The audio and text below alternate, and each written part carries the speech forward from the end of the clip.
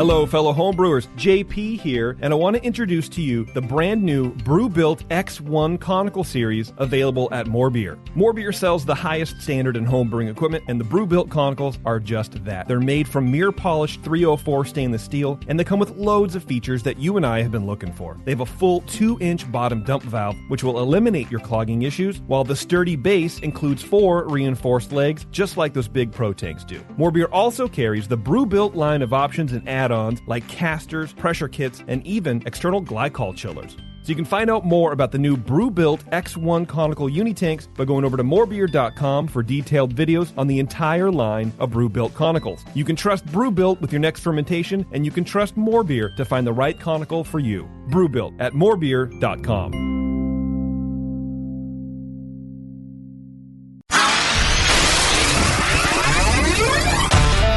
I poured it in my mouth and it just wasn't going down. My first beer was an IPA, the best IPA I've ever drank. Mostly because I brewed it. If you have a scale that is good for measuring cocaine, you're probably good for measuring hops on cocaine. You're scaring me. I think the information is awesome and the audio sucks. Make some sugary water, throw some yeast in there. And you're going to drink good beer. Yeah, it's going to be good. It's fine. God damn it, man. Oh, my God. Now, live from the Brewing Network studios in Northern California, this is the radio program for home brewers, craft brewers, beer lovers, and beer geeks. It's your only source for live beer radio that brings expert brewers together with, well, expert drinkers. This is the radio program with a head on it. This is The Session.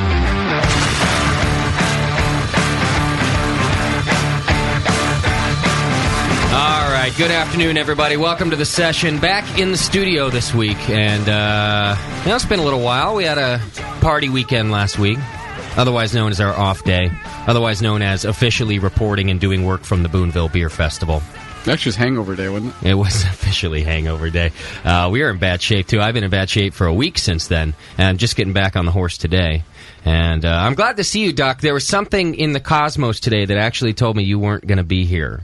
And I think everybody else, too. Everybody here asked, hey, is Doc here today? And we never asked, because, of course, you are. I've had quite a weekend. Yeah? Friday night was kid things, then baseball early in the morning. I was at Cub Scout camp out last night. Oh. This guy next to me was snoring like a buzzsaw. Had me and the kid up like from 1 to 4 this morning. What a douche. I was just going to drag my tent somewhere else. Yeah. I had one earbud of my iPod in his ear and one in my ear just to drown it out. Just to help a little bit. And then I get home and the wife says, we're all out of water. So I'm looking around for busted pipes. There's a busted pipe out at the pump in the well. So I'm fixing that till about, 45 minutes ago. Oh, I Barely see. got enough water in there to take a shower. But now all is well. All is well. You're a good last-minute fix-it guy. I can't remember how many beginnings of the session have begun with you saying, yeah, my house blew up until 15 minutes ago, and I fixed it, and now I'm here. Maybe we should put Doc on the global warming thing. Yeah. You know, get that fixed real fast. Prince Charles says we have 18 months, so let's go, Doc. Let's go. As long as I can get back to the show. We stop those icebergs from melting. As long as I can get to the show. It's about the beer. And then the other thing is, Shat and I were wagering whether there's a lot in the cosmos about you today. I just get feelings every now and then. And we were trying to figure out, all right, is Doc going to be all fired up today, or is he going to be raring to go, or will he be mellow, Doc? And you look kind of middle of the road. Well, he was ringing. It rang a long time. I was going to fuck with him and not answer it. Oh, come on. And then I changed heart. Heart, and I answered it. Yeah. Good. Because I was just right around the corner anyway. All right. You drinking with us today? Oh, yeah. Okay. I just don't have one in front of me, that's all. Oh, all right. Well, we'll have to get on that. We got a lot to do today, and some special surprises for you. It's going to be a good show. We've got Terrapin Brewing Company coming on with us today, and cool guys. Doc, I think you're going to have fun. Hippie. Yeah, well, I got it from Terrapin Brewing. Yeah, there you go. So they love their music. So we're going to be talking about that. Of course, we'll be talking about their beers. Oh yeah, we've got a couple of their beers to try that were sent to us by one of our great listeners, McGruffus, who's a very cool guy to us all the time. He's always sending us good beers. So he sent us some Terrapin, so we're going to try a couple of different ones from them. Can I ask a question? Yeah. On behalf of the non-patchouli dreadlock hippies, what Terrapin? What is it? Why did you get that they were hippies? Oh, there's a album from the Dead and a song called Terrapin Station. Okay. There you go. Thank you very much. Yeah. And we'll get into that, too. They've got some other interesting connections to the Dead that we'll talk about that I think you're going to enjoy, cool. Doc. So it's going to be a good interview. We got that going on. And then we've got a special musical guest for you today. You know, every now and then we like to bring in some... local musicians, or at least I should say independent musicians, to, if it's quality, we'll put it on the air, and if it fits. And, a lot of the BNers have been missing the blues show. Oh, yeah, I've been seeing that on the forum. So. Yeah, that we used to do. I used to do a blues show on Sunday mornings, and that was when I was still, waiting tables, and I didn't have a lot of work to do. So but now you're so damn busy. Now I can't do it. Once we got the CBS gig, I had to cancel the blues show. So we're going to do a little blues for you today. Big Joe Hurt is joining us in the studio. Big Joe, welcome, man. Glad you can make it. Thank you. You were a fan of the blues show, too. I'm a big fan. I was asking you about that today, if you guys still do it. We started to discuss Big Joe Hurt picking up the blues show for us. Wow. I don't know. Someone that knows how to do it? Yeah, someone that knows how to do it. No, a bit of blues. Down in L.A., we'll have to have Horsecock help us out with that. Yeah, Big Joe Hurt plays with a bass player called Horsecock. And let me tell you, it doesn't get better than that. If your bass player's name is Horsecock, I gotta say, it doesn't get better or bigger. So we're going to get a live performance out of Big Joe Hurt and Horsecock later on in the show. Nice. Is it a coincidence that it's Big Joe Hurt and Horsecock? I don't think so. That's the name of I don't think it is our next adult film. Big Joe Hurt and Horsecock in Watch Out, It's Gonna Hurt. So I'm excited about that. I've known Big Joe for a long time. We grew up together, and now he's putting out some great music. So we're going to get that to you a little bit later, and we'll tell you where you can buy the CD if you enjoy it. So a little bit of blues at the end of the program for you. And hopefully Spike from Terrapin will enjoy that, too, because they're music fans. So no Bevo tonight? Out there. No Beeve. She did say she may be able to stop by. Good, because I got her a present. Oh, okay. Yeah, she told me last minute she can't make it. It's Doc just put a... That's a real one, isn't it? Yeah. Doc just put a stuffed squirrel on my console. That's disgusting. That's got to have rodents. It's looking right at you, too. Where did you get that thing? You get anything on eBay. All right, Shat, you're going to need to contact Bevo and tell her she has to at least make an appearance. Tell her to stop by. How's the pair on that thing? She's got to have big nuts. Actually, I think it's a girl squirrel. Oh, damn it. It's a girl squirrel. We can fix that. It's a real stuffed squirrel. Did you notice when Doc lifted it up, there was a whole, just a bunch of dust and filth that came off of that thing? Where did you get that thing? eBay? Yeah. And did the guy, what did the description say? Did the guy, catch that himself? Well, I just said... partially used. It was either this, they had a couple different ones doing different things. Partially used, slightly matted tail hair. No, it's That's just, awesome. He's better looking right at you. Yeah, that's... I like this... He's leaving his schmeg all over the desk. It's all right. It's all right. I didn't vacuum him or anything. Does he bite? He's just molting a little bit. That's molting. It's kind of freaky. Look at the eyes on that thing. I was playing with him in the car on the way over, and people are looking at me. Put him on your shoulder and drive around. All right, we'll have to try to get Beavis here. She's at...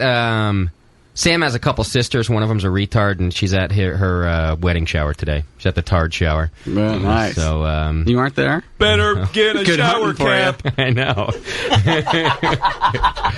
So she did say she didn't really want to go. She just kind of had to. She was obligated, so she was going to try to skip out early to make an appearance. Try to get a hold of her and tell her that an appearance is required. She's going to have to. That we have a nice gift for her. All right, so that'll be cool. We got those things going on. Good show. 888-401-BEER. That's our phone number. 888-401-BEER. Give us a call with your questions, comments, any of that stuff. It's also the voicemail line during the week if you want to leave us any kinds of messages. I couldn't get to our messages this week. The stupid Comcast thing is down. I can't get to the website at all. So unless it clears up by the end of the program, there's not going to be any voicemails this week. Although people were bitching about it in the forum. You see that this week? Oh, it's too much of one person. These people are boring. It really slows the show down. I have to fast forward it, all 2 minutes of it, because I don't have a proper attention span. I have to reach all the way across my vehicle to press the fast forward button. My parents did a lot of heroin when I was in utero, so I can't really focus on one thing for too long. Yeah, it was a minute and a half last week. And it was bad. I was on the edge. I was gonna go over, but something said, no, don't. How come it's all Stephanie that called in and made those complaints? Yeah, there's a lot of people complaining about the... some people stuck up for it. They said, hey, if you don't like the voicemails, call in and leave some better ones, which I kind of agree with. I mean, it's not our production. It's the BN Army's production. It's yours. Yeah. So you don't like it, make it better. Well, granted, they weren't all golden, but there was a couple good ones in there. I don't know. Some guy called his wife a loopy cunt last week. I mean, that's good radio. And then the way it clicked, you loopy cunt, click. I don't know why it was all Stephanie that called in. Maybe she didn't call in last week because Sully was visiting some of her family. Maybe so. All right. That was an inside joke that our listeners don't get to enjoy, JP. Look, I thought it was funny. All right.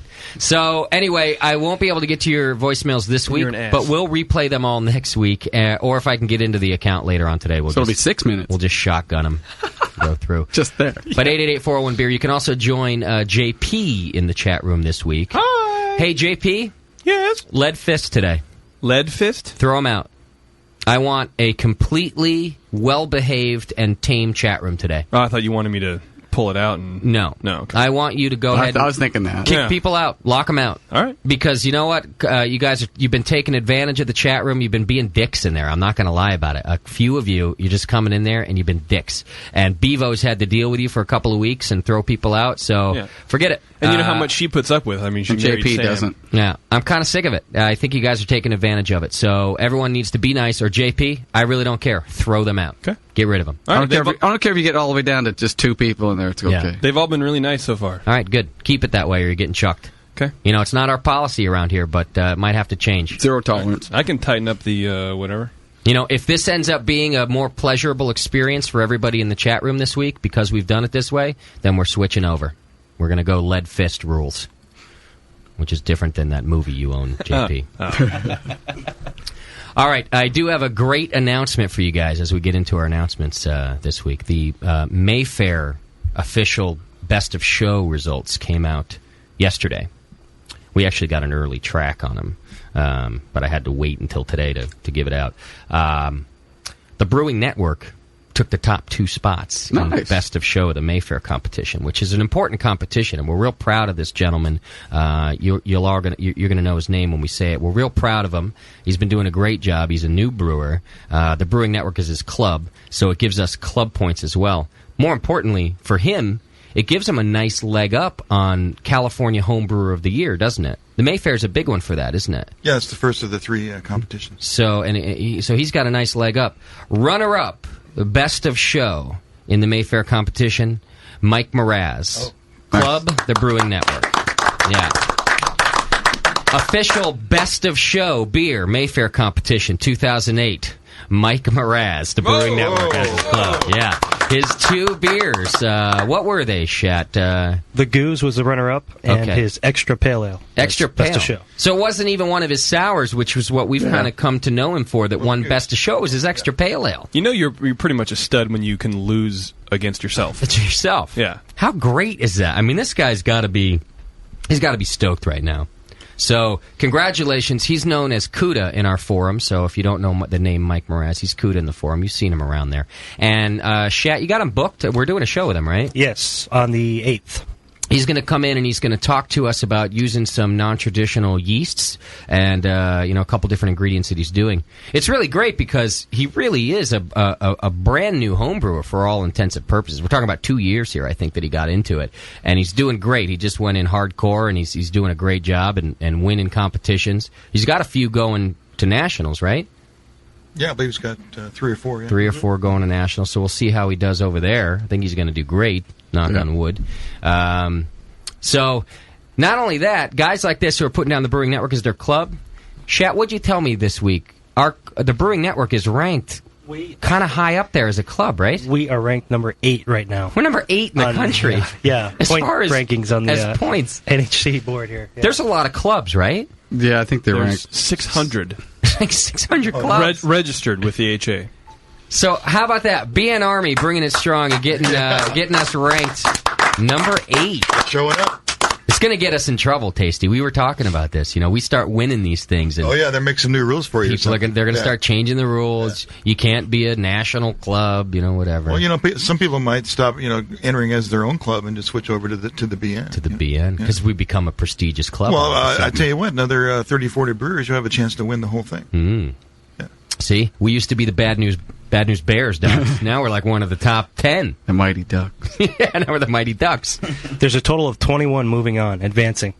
21 Brewing Network beers advancing. We've got 80 points right now. All right, so we told you last week we're actually broadcasting from the National Homebrewers Conference this year, and we're hopefully going to be streaming the award ceremony live to you guys at home. Yeah, that too. Nice. How great will it be to hear the Brewing Network announced a couple of times during that award ceremony for our brothers and sisters out there in the BN Army? That'd be great. We need a list of names. Yeah. Because you can't go to the dinner and not root for anybody. I mean, that's boring. No, you got to root. Yeah. We've got the list right here. Want me to run it down? All 21? Yeah. Go for it. Do it fast. All right. We've got Martin and Jennifer Schofield. 3. 2 club points. You said do it fast. Stephen Quintana. Brad Hillman. Rob Sturkle. Schofield again. Daniel Podina. Schofields again. Keith Mychek. Joe Childress. Stephen Quintana. Gordon Shuck. Twice. Nice. Daniel Podina. Robert Giquinta Jr. Sorry if I'm butchering these. Adam Mills. Fred Meisner. Matt Smith. Stephen Quintana. Patrick Greeny. The Schofields again. Nice. And Rob Sturkle. All right. Sturkle. Congratulations, BNers. All going to the National Homebrewers Conference. That's in June. We're going to be there. Doc will be there. Tasty will be there. Shat, myself, JP. All of us. Even Plissé going to be there, right? Yeah, Plissé will be there.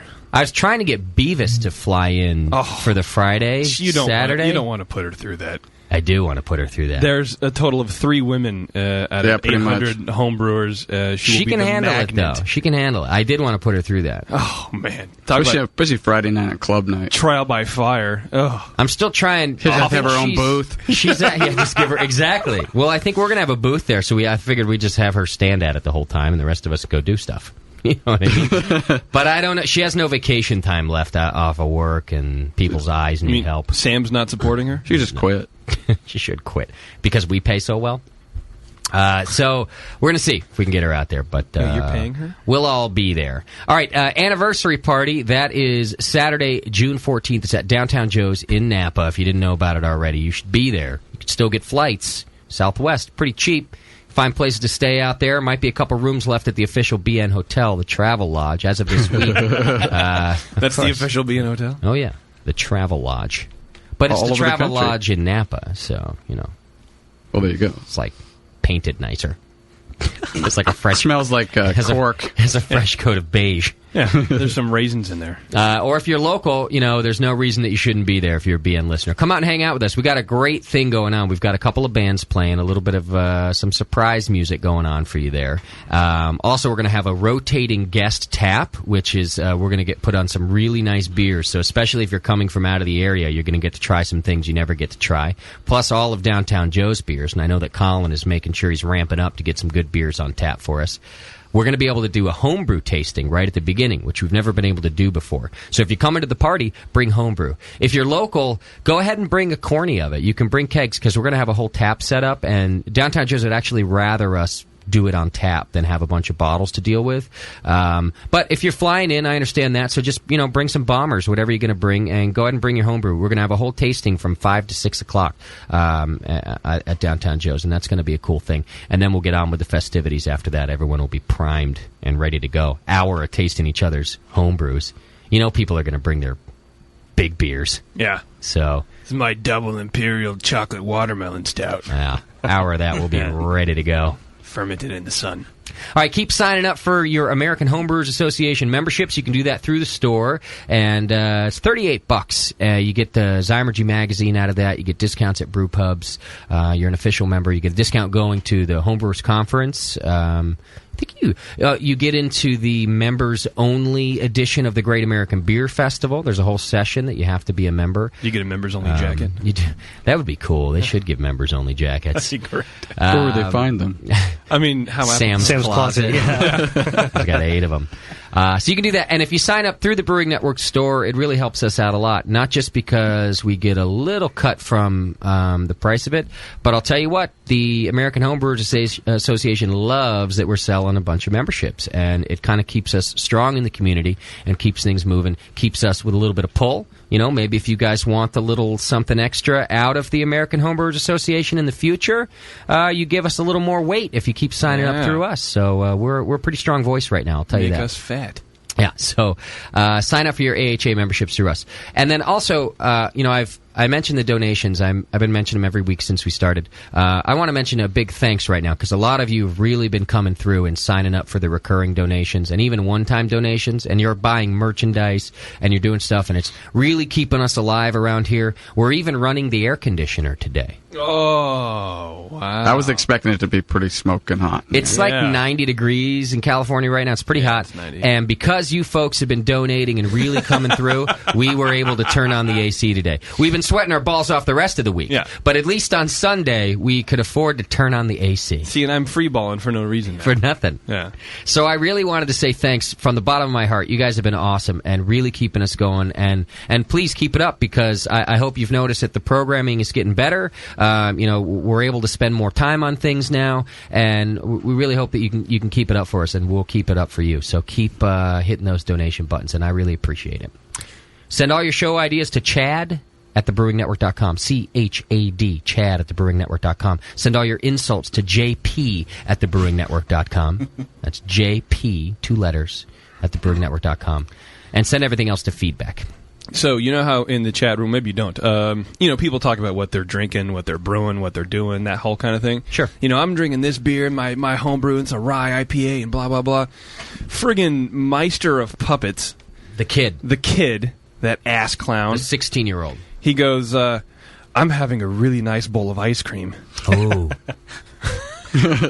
Kick him out. Yeah, like, what are you doing, man? Wow. And it's coffee flavored. Yeah, and people are like, Are they welcoming him? No, they're giving him tons of shit. They're like, don't have too much. Hope you have a designated driver. Meister. I hope you're not lactose intolerant. He's our one 16-year-old listener. Is that illegal for us to have a 16-year-old listener? If we encourage him to drink, we probably could be named. I'm encouraging him to have more ice cream. We probably could be named in a few lawsuits if anything happened, yeah. Yeah, that's probably true. All right, I think that's it for our announcements. Oh my God! You've got mail. Kick ass. It's time for feedback brought to you by Wortomatic.com. That's Wortomatic.com, the homebrewing gadget website. And we got a few bits of feedback this week, Doc. A couple of questions, a couple of insults, a couple of complaints. About normal. It's pretty normal. Here's a good thanks. Justin, Jameel, Doc, JP, please say Bevo, and the rest of the BN. Just wanted to send a quick thanks. I just got the results from the Brewmasters Open in Roswell, Georgia, and I received a first place for my Amber Ale out of 19 beers in the category. Great. And it was Jameel's recipe, by the way. So mark up some more club points for the Brewing Network. This really lifted my spirits as I'm currently in the middle of studying for my Step 1 medical board exam. He says, I'm sure Doc can empathize. He's in the heart of med studying, Doc. So this lifted his spirits. I'm from Roswell, so this was my hometown competition, and only the second competition I've entered. I've learned more from the session and the Jameel Show than any other resource in my brewing. Give a shout-out to the Terrapin brewer today. He's right down the road from where I grew up, and I can testify that they make some awesome beers. Thanks again. Keep up the good work. Matt from Charleston, South Carolina. Good work, Matt. Here's somebody who... We get a lot of these where people think we just ignore other events in other parts of the country. This guy says, hey, guys, I know you talked about hitting all the major beer events this year, but I didn't hear any mention of the Great Taste of the Midwest. It's gotten quite a rep over the years and is already sold out for this year. I was wondering, since I'll be in attendance, if you'll be around. Hopefully after your exploits in Cincinnati for the NHC, you'll discover that traveling to flyover country can be rewarding. If you're not going to be in the house, let me know if you need a roving reporter to detail all the great beers and brewmasters. Keep up the great work. Cheers from Tim. Yeah, we can't make all of these things. I mean, as much as it may seem glamorous here in Pacheco. We just can't fly all over the place. And a lot of times that when we do get to do that, it's because the events sponsor us to come and do broadcasting for them. So if anybody would like to talk to the Great Taste of the Midwest about the Brewing Network coming and doing some reports for them, then that's one thing. But us kind of just jumping on a plane and doing it gets pretty pricey. So roving reporters are fantastic. You can call the 800 number and leave us messages, 888-401-BEER. Leave them there all week and let us know how it's going, and we'll play them on the air. We'll get official reports. Or if you want to call in live during the show, we're live here every Sunday, so just call in and give us a report, and that's the way that works. All right, here's another one. I started listening a couple months ago, and now I find myself addicted to the ass-hattery of the BN. For the last couple of weeks, I've not been able to listen live because I can't get the effing feed to work. So I enlisted to see if there was some kind of preference for those who donate regularly. For a couple of months, I was able to listen live. I bought a T-shirt and an AHA membership, but that must have worn off. So if my computer doesn't pick up the live feed this week, I'm going to throw it, and maybe I need to donate more. Besides, my wife gets all nervous when I'm sitting in the computer with no pants on, staring at the screen and pounding the beer. That's Private First Class, East Coast Division, Boo Boo Kitty Fuck. And, yeah, I got a few messages recently about people not being able to tune in live. Here's what's happening. I used to stream all week long, and that stream is currently down because the studio is broken. The studio computer that used to stream that all week is broken. It was the one giving us all those noise issues. So until I can fix that, we're only live Sundays at 5 o'clock and every other Monday at 7 when Jameel does his live show, and occasionally for that other show. So just hang in there. It'll be back up again. I'm working on it. Let's see. Another one here. This guy was... you drunken monkey effers. Bastards, I was tooling along listening to a lot of other beer podcasts. Yeah, you were. Until I stumbled onto the session. Now they all seem lame and tired and dull as rocks. Well, I just can't listen to them droning on and on with some microbiologist talking about water pH anymore. You've ruined me. Of course, if you could somehow take the beer knowledge from some of those other shows and fit it all into JP's head, then you really have something. Yeah, you do. Seriously, people credit you guys with improving their beers? I don't know how you do it, but every week you manage to cram at least 10 minutes of useful homebrewing tips and techniques into a 4-hour show. Kudos. Anyway, thanks for the fun and entertaining show, bastards. P.S. Your new intro sucks donkey ass. Cool. Well, it's good to hear that you like listening to donkey ass. Really like it when people say that we cram 10 minutes of information. You know what I say? Listen again, asswipe. Because there's so much beer information given out every time. Yeah. But if I don't stop and spell it out like a retard, like I did in the very beginning of this thing, then so many people miss it. Because I didn't slow down and go, what he did was to put the beer into the carboy. And things like that. Stupid. We should have an alert or a siren or something like that. Alert! Beer information! Alert! Beer information! Absolutely. Clang, clang, clang. I'll have to work on that. Push, I need a beer information alert if you're listening. Please get that for me. Thank you. Here's a real beer question for us, Doc. Okay, real. I hope it's okay to ask such a beginner question, he says. And of course it is. It's always okay to ask what seems like the dumbest of questions. They're never dumb.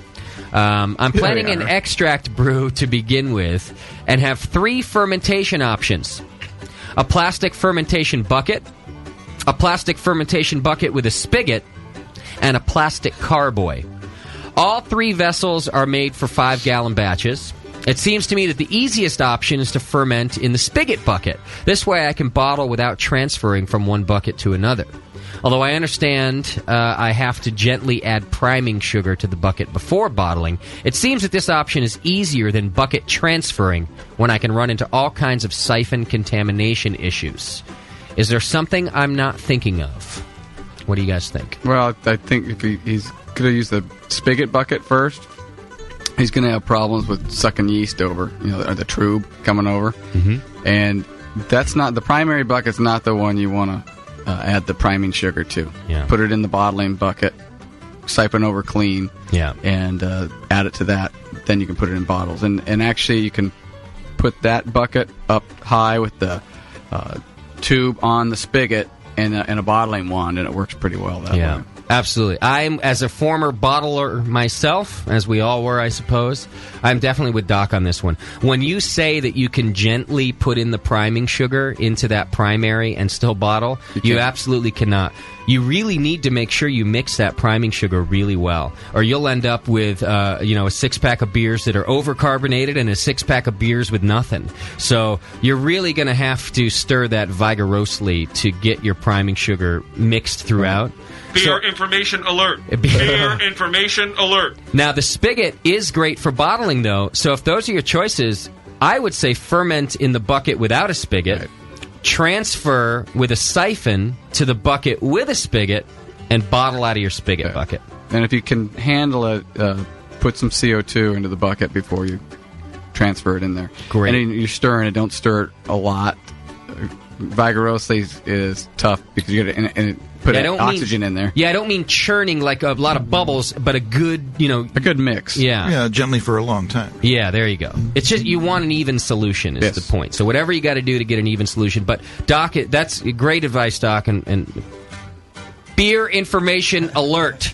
We've talked about. Thank you, JP. I don't get it. We've talked about this before, several times in several shows. Any vessel that you're going to pour your wort into, if you can purge it with CO2, good on you. It'll help your beer a ton, right? So, if you can't, just make sure you don't splash it. Not to be a dick, but if you are. If you're bottling, how do you have CO2? Well, I know that's what I said. If he can do it. If not, just make sure that the tubes in the bottom of the bucket start out slow until it's all the way it's filled up a little bit on the bottom. Just don't splash it into the bucket. Yeah. If you got CO2 in the bucket already, you can splash it all you want. Yeah. Tasty, anything to add to that? No, I do like the plastic carboys, though. Those are nice. Yeah, you can use that for the primary, too. If you're going to use a racking cane, what the heck? Okay. Yeah, since you got a siphon anyway. So. Yep.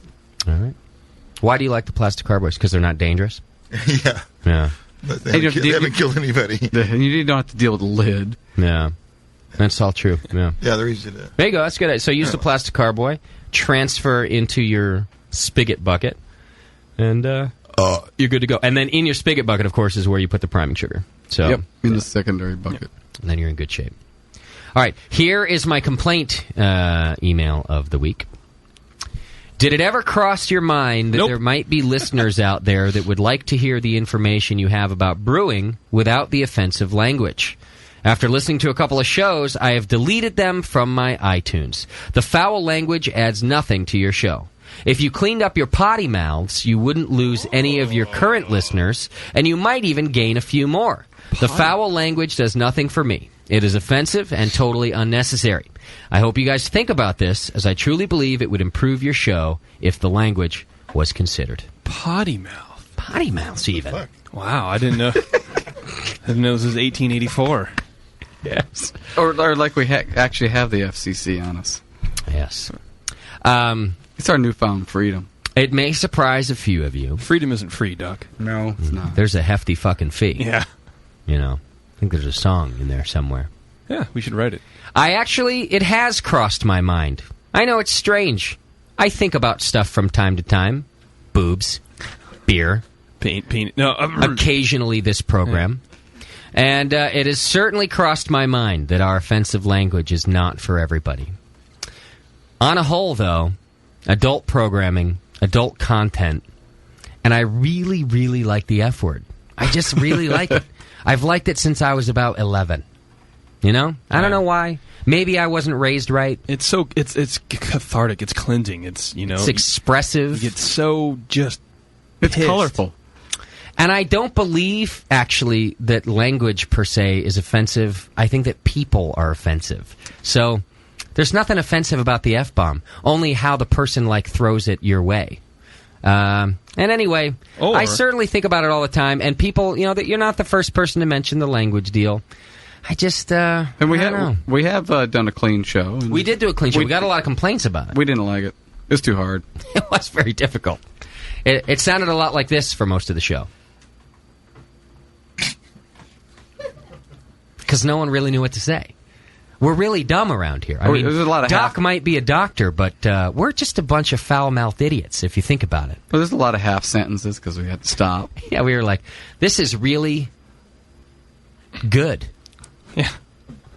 You know, without expletives. Yeah. See, I mean, it's even boring us talking about how we're not swearing. Yeah. That's how boring it is to even not swear. Let's move on. Yeah. Anyway, I really do appreciate the feedback, and I do. And I actually responded to the gentleman politely. This is the kind of feedback I enjoy all the time. You guys should let us know what you do and don't like about the program. Use the feedfuck button for that. I think I'm going to go because you're really insulting me. Because I really do appreciate hearing these opinions, and let me tell you this, honestly for a second, we think about the content of the program all the time and are always willing to make changes, and so your feedback helps us, guide us to do that. As long as it doesn't curtail our artistic performance. Yeah, it's art, you know? All our art is cursing. I mean, so lowbrow. We're so unintelligent and lowbrow. You wouldn't tell Andy Warhol to stop sucking penis. No, because it would affect his art. That's right. All right, that was your feedback brought to you by Wortomatic.com. You can go to Wortomatic.com, the home brewing gadget website. All right. We got a lot to get to today, huh, fellas? So let's get to it. Let's do that. When we come back, we're going to be speaking to Terrapin Brewing Company out of Atlanta, Georgia. So it's going to be a lot of fun. We're going to be talking about music and beer and all sorts of good stuff. And then later on in the program, a performance from Big Joe Hurt and Horse Penis. We'll be right back here on the session. You're listening to the Brewcasters. On the Brewing Network.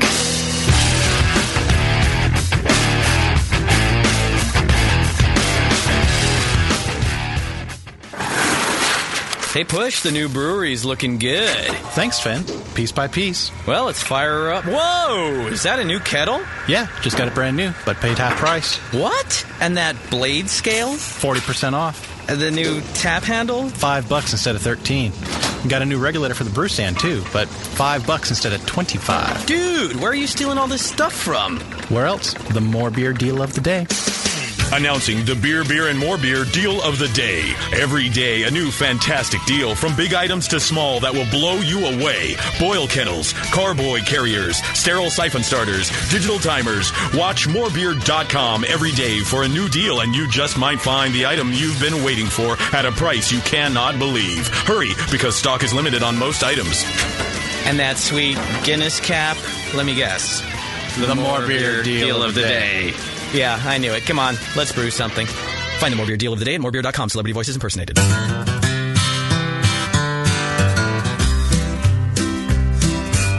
I was a lad, I remember me dad coming home late Friday nights.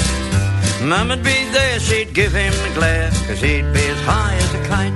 He'd say, sorry I'm late, I had a couple with the mates, and we started to sing a few songs. And the next thing you know, it was time to go, and I had my wobbly boot on. Now my uncle's the same, he was never to blame when he came to our house. He'd light up the bobby, rip the top off a stubby, and sit there quiet as a mouse. But later in the evening when he was leaving, even though he was wearing thongs, he'd say to me, I'm a bit shaky, I think I got my wobbly boot on. Oh, it's 'cause there ain't nothing worse, makes you feel like a big galoot. When you're standing there full of cheer and something goes wrong with your boot. You feel like a fool, you try to be cool, but you know it's no use. So you blame it on your wobbly, wobbly, blame it on your wobbly boot. Your wobbly, wobbly boot.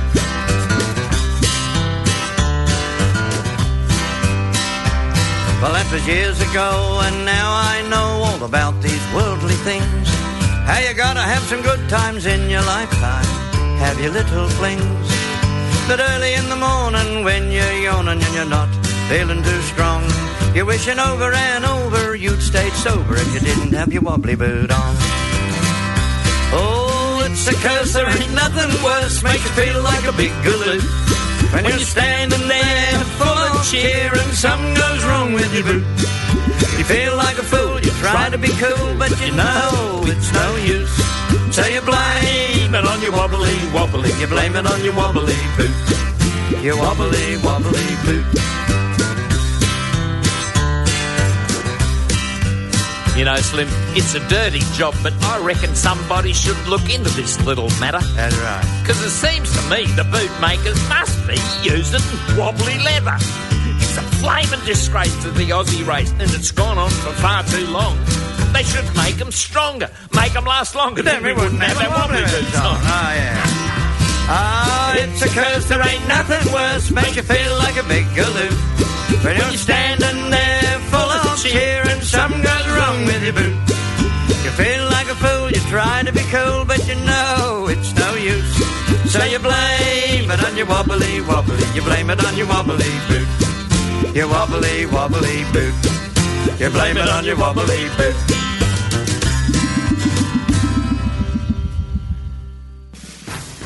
Every year, June 14th is remembered for many reasons. The Continental Congress approved the design of the national flag. Hawaii becomes a United States territory. Action Comics issue 1 released, introducing Superman, Steffi Graf, and Boy George's birthday. But this year will top them all. It's the Brewing Network's 3rd anniversary party. This is Chris Graham with More Beer. I'll be there. I'm sure I'll have a beer or two and end up giving some stuff away. This is Bob, and I'm going to be at the 3rd anniversary party for the Brewing Network. Hey, this is Badrock. And Vanna. And we'll be there. This is Jay Brew from the Forum, and I will definitely be at the anniversary party this year. Hey, this is Jonathan Plissé. I'll be there live at the anniversary show, holding down the backbeat on the drums with the session band. This is everyone's favorite German prince. I hope to see you there. This is John Foster from BeerSchool.com, and I'll be there. Hello there. This is OJ. Be there.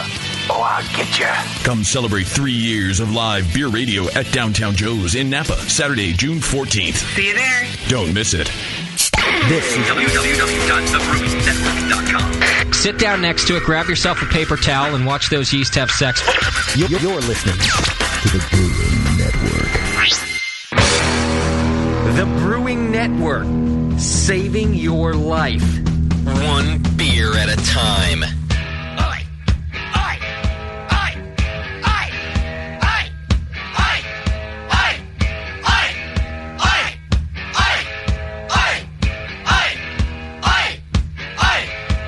Cindy Lights. Did you say Cindy Lights? Cindy likes the things that I give her. Changing it yet again. All right, welcome back to the session, everybody. We got a lot to do today. It's my art. It is your art. Don't let anybody take it away from you, JP. My Art of the Covenant. Got Big Joe Hurt playing a little bit of blues for us later on in the program, so you're going to want to stay tuned for that, and we'll tell you where you can get the CD and everything you need to know, assuming you're going to enjoy it, and I think you will. He is the only Mexican bluesman I've ever known. What do you think about that? Indeed. Do you know another Mexican bluesman, Big Joe? There are a couple. There's actually one up here that I used to play with, and I want to say his name is Luis Sanchez. Uh-huh. And he's actually a really good bluesman. I don't know. I'm not sure if he's still playing around the Bay Area. Okay. And there's a couple down in the LA area. Okay. But the style that I do, probably not, because I fuse kind of soul and blues together. Gotcha. Blues purists would probably not gravitate to my stuff. All right. Those dickheads. So Big Joe Hurt and Walter, also known as Horse Wiener, in the studio, playing with us a little bit later today. But first, Horse sponsor, we've got Terrapin Brewing Company on with us, who's actually from Athens, Georgia, not Atlanta, as I said before the break. And let's see if we've got home of widespread panic. Let's see if we got a brother on the phone now. Brian, you with us?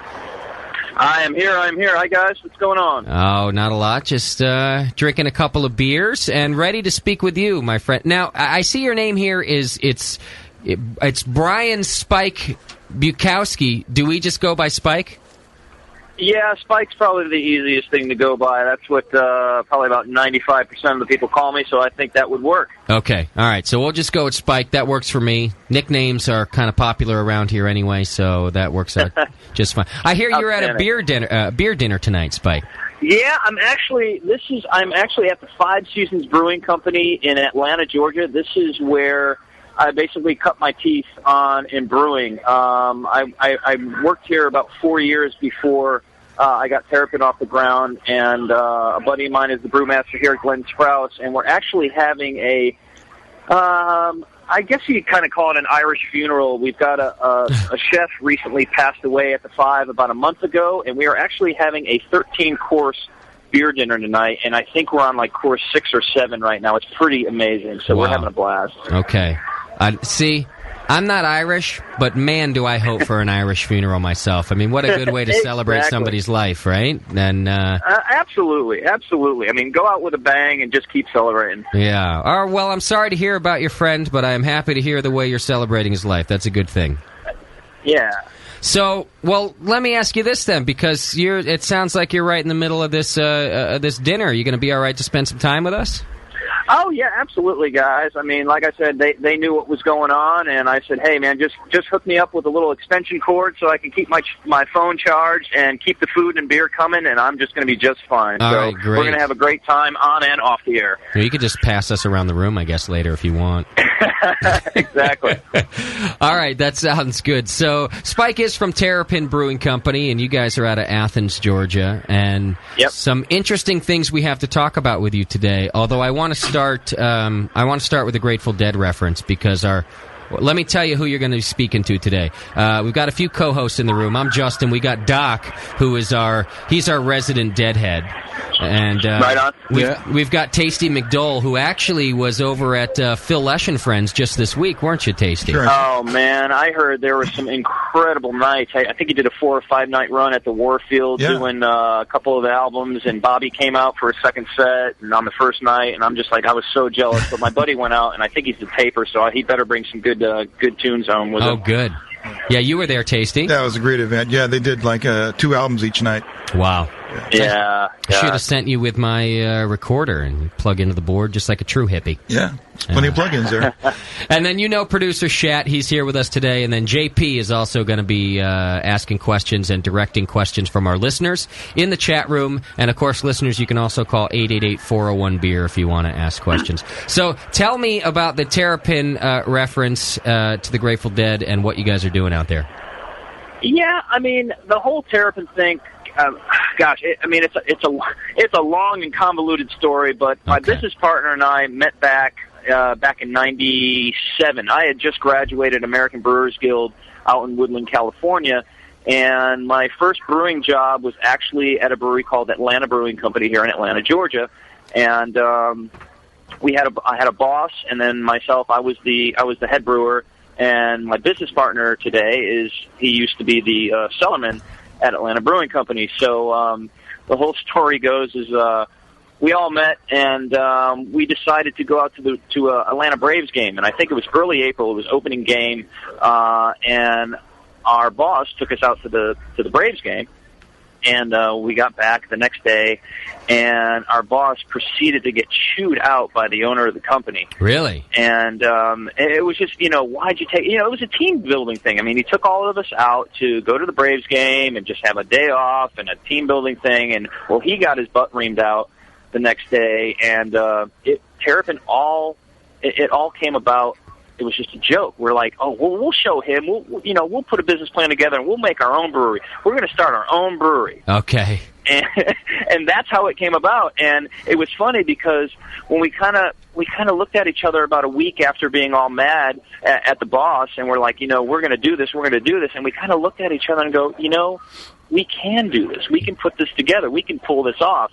And we kind of sat together, and we started shooting names across the bow, and I came up with Terrapin just because I'd followed the Dead since early '80s, and it was funny because we would walk around the brewery and we'd give these little hand signals that look like little turtles. Yeah. and finally we just put a business plan together, and my business partner John Cochran actually picked up a book, and the book was all about how you would answer these questions. The book would ask you these questions, and as you answered the questions, you would actually be putting your business plan together. What was the book? So originally it was a really neat book, and originally there was 3 of us. So there was 3 of us that started Terrapin, and then when it came down to brass taxes to put the capital up to fund our idea, one of the partners couldn't come up with the capital to do so we had to part ways, and it was just John and I from here on out. But okay. the whole Terrapin thing, I didn't want to get. I didn't want to plagiarize or get cheesy or do something weird to kind of infringe on the Dead's trademarks and stuff, but I just wanted something because I had been to shows and I know how it felt to go to shows and get that uplifting feeling and just to see Jerry and Bobby and Phil and all those guys play. Yeah. It was just something that I wanted to. I don't know if you call it give back or just wanted to do something for those guys. It's respect. In appreciation. And the only way I can do that, right, to respect it. And the only way I can do that was to brew beer because that's what I was pretty good at, So that's how the whole Terrapin thing came about. And it's it's not like we were putting or trying to put like a warthog on the label. This is a turtle. Right. I mean, how many people don't like turtles? So that's I like turtles. Nobody at the BN, Yeah. I'll tell you that. We love them. Exactly. Well, I have two important questions for you. One is, do you remember the name of that book? Because I think our listeners would enjoy that if you can remember the name of the question-asking book. No, that would be a question for John, my business partner. John's the guy who sits in his office 8-10 hours a day and punches numbers and makes flow charts and stuff like that while I'm in the back brewing. So no, I wish I had him on the air, but I don't know. But it was like I said, it was a book that basically asked you questions, and as you answered them, you built your business plan. See, I like that because it's kind of like a for dummies book, and those are great for me. Yeah, pretty much that's what it was. Yeah, absolutely. Okay. And my other question is, as a Dead fan, paying homage to the Dead with the name of your brewery, were you highest when you came up with the name, or when you guys had to fork out all the money for your brewery? No, it's kind of weird because everybody asks me, how'd you get the name? Where'd you get the name? And it was just, I mean, even if Terrapin wasn't associated with the turtle, I just think the word is kind of neat. It is. In itself. It kind of flows off. It's Terrapin. It's strong. And I think for the turtle, because we started off, as we'll probably get into the conversation later, we started out as a contract brewer. And everything was slow and methodical because we didn't have the capital to do what we needed to do because it was just myself and John. And It's like we weren't born with a silver spoon in our mouth, and we had to scratch for everything we have today, and that's how it was. It was just a slow and steady Terrapin. And I think it fits us really, really well. I think it sounds like it really does. It's a good choice of name, and it's a great logo. And everybody, you can go to terrapinbeer.com and see the logo that we're talking about, and you'll see a lot of the descriptions of the beers that we're going to be talking about. Or you can just click on the logo right off of our homepage, because it's up there too. But terrapinbeer.com, that's the website. And we're talking to Spike from Terrapin. You're not just the brewmaster, one of the owners of the company as well. So yes, sir. Very nice to have you with us, and I think it's pretty interesting that you guys started your company almost out of spite. Like, JP is funny because he hates everybody. He's funny out of spite, for example, our co-host. And you guys started the whole company because this guy, and I agree with you, was kind of a dick to you guys when you just were trying to do something nice to your company, and you thought, hey, we'll show him. Right. It's a good way to start a company. Yeah, and it's just what keeps you going. And for me, as we've jumped hurdles through these past 8 years from conception, I mean, when people tell us that we can't do something or not going to do something or, it's no way feasible to do something, we just try harder and we prove them wrong. So I think from the get-go, we were always going to do this, and we were going to prove that we can do this and we can succeed at doing this. I think this is the perfect thing for craft beer, right? Because it's all small companies, and it's usually home brewers, and it's also guys like you who, like you said, you weren't born with a silver spoon in your mouth. And I think there's nothing wrong with starting a company like this just to prove that you can. Absolutely. So this, I think, kind of leads us really nicely into the history of the company, because you do have you did do it sort of interestingly. A lot of us think, all right, if we want to open a craft brewery, we better go out and find $2 million and build a brewery and do this whole thing. But you guys didn't start it that way. Well, we sure did try. Okay. But we got a whole bunch of doors slammed in our face. I mean, don't get me wrong. I mean, that's what we wanted to do. When we did our first business plan back in 99, early 2000, we went after the whole ball of wax. The problem was, if you weren't an internet company or you didn't have a damn computer in your basement, looking for $30 or $40 million, nobody would talk to you. Okay. That's what it was. Everybody's like, you don't need $30 or $40 million. This is an online blah, blah, blah. And we're like, no, we need $2 million for brick and mortar. They didn't get it, and they wouldn't give us the cash. Okay. So what happened was that John left the brewery first. He left Atlanta Brewing Company to do some other things, and I had actually left soon after, and I was building a brewery in Midtown Atlanta called Black Bear Brewing Company. So what I did was I approached the owners at Black Bear, and I said, hey, I got this concept, Terrapin Beer Company, and, once we finish building this, do you mind if I brew Terrapin at Black Bear's facility? Yeah. Okay, yeah, no problem. He says, you can do that, not a problem at all. Well, the only problem was about 3 months or 2.5 to 3 months before they were ready to open, Black Bear Brewing Company ran out of funding. Oh. So we went from one business plan to revamping the business plan, doing a contract thing, and then Black Bear went out of business. So we redid the business plan again and went after the whole ball of wax. Well, the only problem was September 11th. So September 11th happens, and then we finally threw up our arms and we're like, what are we going to do? And that's when we said, hey, well, how much money you got and how much money you got? And we kind of rubbed our nickels together, and we started contract brewing at Dogwood Brewing Company, which was in Atlanta as well. A guy named Crawford Moran owned Dogwood, and it was probably about 15 minutes from my house. So in 2002, we started contracting there, and I would drive in and brew the rye, because that was our first beer, was the Rye Pale Ale. Okay. And I started brewing the Rye Pale Ale in 2002 at Dogwood Brewing Company. So we always knew that we wanted to build in Athens, Georgia. So what we did was we said, okay, we'll brew a couple batches at Dogwood, and we'll buy some half-barrel kegs, and we will just serve on draft in Athens and see what happens. Yeah. Well, we did that, and 6 months later, we decided to put the Rye Pale Ale. We decided to go out to Denver and put the Rye Pale Ale at the Great American Beer Festival in the Pale Ale category. All right. And mind you, what's interesting about that year is that 2002 was the last year that the Pale Ale categories were combined. Now you have Pale Ale, and then you have, I'm not sure what it's called, it's like Strong Pale Ale. There's two, the Pale Ale category is basically split up. Okay. So in 2002, there was 93 entries in the Pale Ale category. All right. So that year, we actually beat out 92 other breweries to become the best Pale Ale in the country that year. Wow, with a Rye Pale Ale. That's great. Yeah, and what's interesting about the whole story is that, we were contract brewing, and John would bother me, and he's like, you got to send it out there, you got to send it out there. I said, well, we don't even have our own brewery, and blah, blah, blah. So I sent it out, and I had actually gone out to Germany, and I returned, I think it was Wednesday or Thursday, and they give out the awards on Saturday. So it was like Saturday morning, and I'm doing laundry, and I'm checking email, just to try to get my jet lag together, after the Germany trip.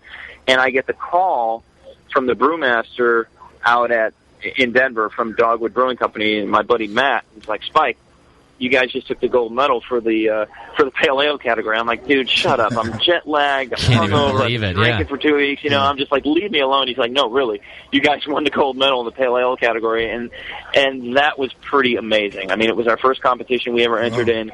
We win the best Pale Ale in the country, and that's when the brand, that's when we were put on the map. I mean, it was just pretty amazing. So then we said, hey, well, this brand has legs, so let's start looking at other distributors in Atlanta. And in early 2003, we found a distributor in Atlanta and just started growing from there. But yeah, 2002 was just a crazy year for us. It was great. Hey, Chet, is McGrufus his distributor? Because he's the one who sent us your beer. Dave Little, Dave Little? Is Dave Little your distributor out there? Man, I am the wrong guy to ask about distributors. That's what John and Dustin are for. I do apologize because they keep me in the back brewing beer. So those guys deal with distributors all the time, and you may be right. But our distributor in Atlanta is United Distributing, and then Athens.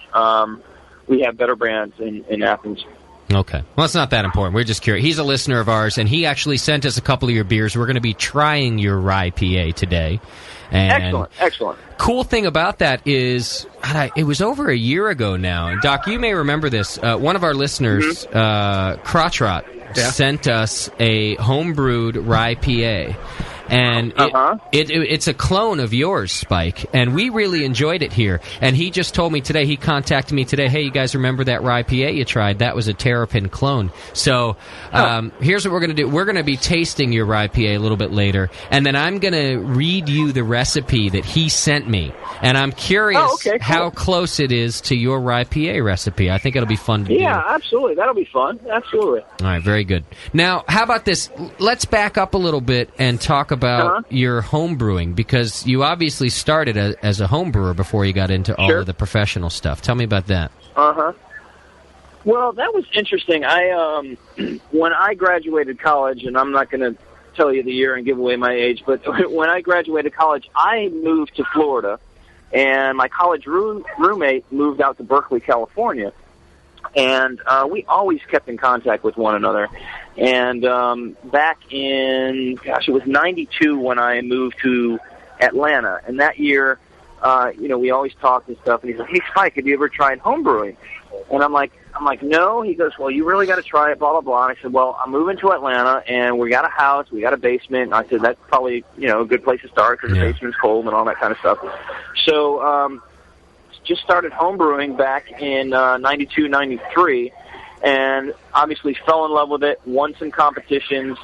And what was interesting is that I graduated with a corporate video communication degree, and at the time I was working in hotels, basically setting up audiovisual and hanging lights and doing sound for groups and organizations and things like that. Okay. But the funny thing was, we had to wear a suit and tie because we were in the hotel, and every Thursday we had a manager's meeting. So I would go to this meeting on Thursdays and open up my briefcase, and that's all that was in it. It was like homebrewing books, Zymergy magazine, Charlie's books, all that kind of stuff. And my bosses are just like, what are you doing? I'm like, well, I'm homebrewing, that's what I love to do and this and that. And it was just so funny because the audiovisual company actually got bought out by GE. And when it got bought out by GE, with GE you get great benefits, and they had a human resources department and all that. So I went to the human resources department and my immediate supervisor and said, I need a leave of absence. And they're like, what are you talking about? I'm like, well, my dad's getting up in age, and he wants me to kind of take over his company up in Connecticut, and I want to go to brewing school. And they were like, what? And lo and behold, they granted me a leave of absence. Really? Even though you were honest with them? Yeah, I told him, I said, hey, the whole dad thing, that's the dad thing is true. He probably would have loved for me to take over his business, but he would never force me to do something like that. Sure. But I had to throw that in for good measure. But, get the tears first. Yeah, you got to have something to really hammer it home. That's right. So what it was is I think it was from September through December, I took that whole end of the year in 1996 and took the end of the year off and went out to brewing school, and I believe it was end of September which it started, and went out to American Brewers Guild and actually did my internship right here at the Five Seasons Brewing Company. It was actually called Phoenix Brewing Company at the time. Did my internship, and that's when I landed my first brewing job in 1997 at Atlanta Brewing Company. Okay. So were you the AV guy in high school, too? The guy setting up the projector and stuff? Just checking. No, not really. Basically, when I went out to college, it was like, I'm 18 years old. They sit you in a room with all these other people. I'm like, what do you want to do? I don't know. Here are your choices. You got history, you got math, you got blah, blah, blah. Or, we've got this corporate video communication degree, which is video and cameras, and, you can do radio and stuff like that. I'm like, okay, that sounds kind of cool. And that's what I got my degree in, corporate video communications. So, Doc, can I take a leave of absence from the Brewing Network to go to brewing school? You can take 1 week. I can take a week, yeah. You can take until next Sunday. Yeah. I think Shat will end up asking us for a leave of absence, actually. He'll be the one in here who says, I got to go to brewing school. All right, I do have to take a quick break, Spike. So have some food. I'll tell you what, you're going to have yourself about 6 minutes to go grab a beer, have a pee, whatever it is you got to do. When we come back... Are you guys going to call me? Are you calling me back, or am I hanging on the line? Just hang on the line. It'll be fine. Okay. Or just put the phone down, and if somebody else picks it up, we'll have fun with them. What the hell, right? Yeah, just go do what you got to do. I got to take a quick break, pay some sponsors. It'll be about 6 minutes. When we come back, I want to start talking about the beer, because that's the good stuff, isn't it, folks? So outstanding, yeah. All right. Hang in there, Spike, right, and we'll be right back. Thank you, man. Listeners, it's 888-401-BEER. You know the number, and you can use it. You can also join JP in the chat room and send your questions over. I already have a couple of them coming through, so we'll be asking those to Spike when we come back. And a lot of other things to get to today, too. We've got Big Joe Hurt and Horsecock in the room with us today. We're going to be playing some fantastic blues for you a little bit later on, and going to be having some fun with that. Doc, it's good music. You're going to enjoy it. Of course I will. It's music. It's so live. Stick with us. We've also got some beers to try, a couple of them from Terrapin, and a homebrew recipe for you. So stay with us, 888-401-BEER, or join the chat. It's the session. Give us about 6 minutes. We'll be right back. You're listening to the Brewcasters. On the Brewing Network.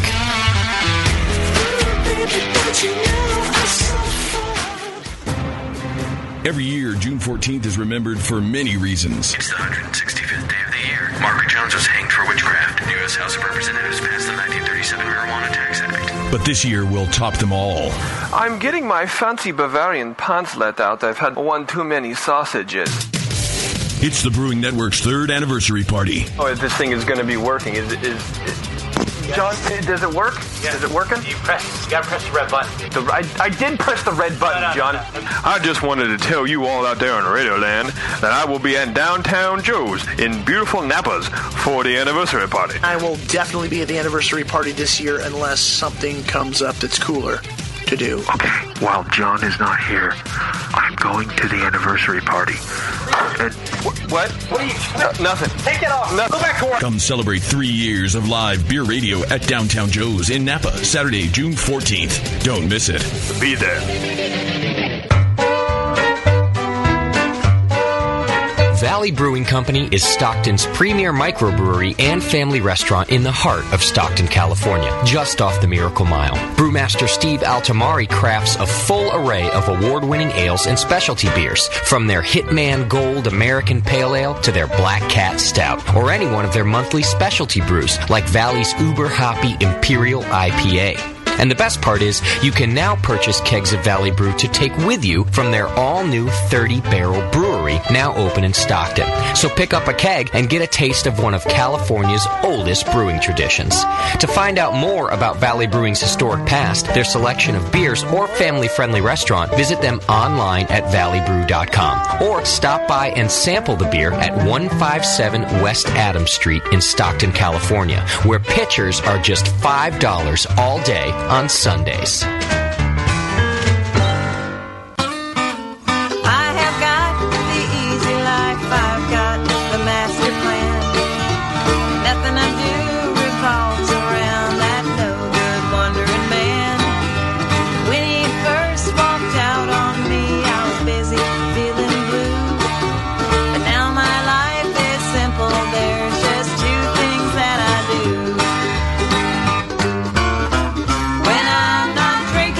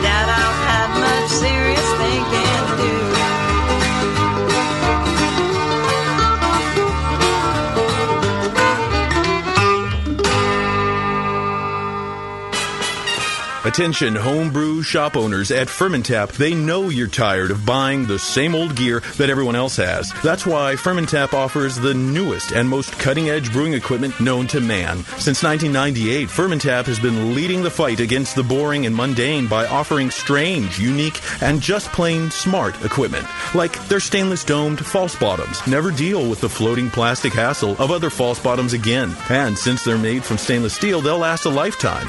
Fermentap's line of copper wort chillers are the best on the market, designed to cool your wort faster and more efficiently than other immersion chillers. They actually invented the equipment to make these chillers not only work great, but look great too. How about a fantastic line of ingredients, including vanilla beans, sorghum extract, blue agave extract, hop bitterness extract, unique wine yeasts, green coffee beans, sake kits, all stuff you can't find anywhere else. Fermentap carries all the standard products and equipment you need as well, such as all-grain systems, stainless hardware, kettles, carbonation stones, you name it, they've got it. Fermentap's entire line of products has been helping retail shops meet the demands of their customers for nearly 10 years, and they want to help you too. For more information, see them on the web at fermentap.com or call Jason at 1-800-942-2750. Fermentap, better beer through innovation. This is www.thebrewingnetwork.com. Sit down next to it, grab yourself a paper towel, and watch those yeast have sex. You're listening to the Brewing Network. You're listening to the Brewing Network. Because like beer, radio shouldn't suck.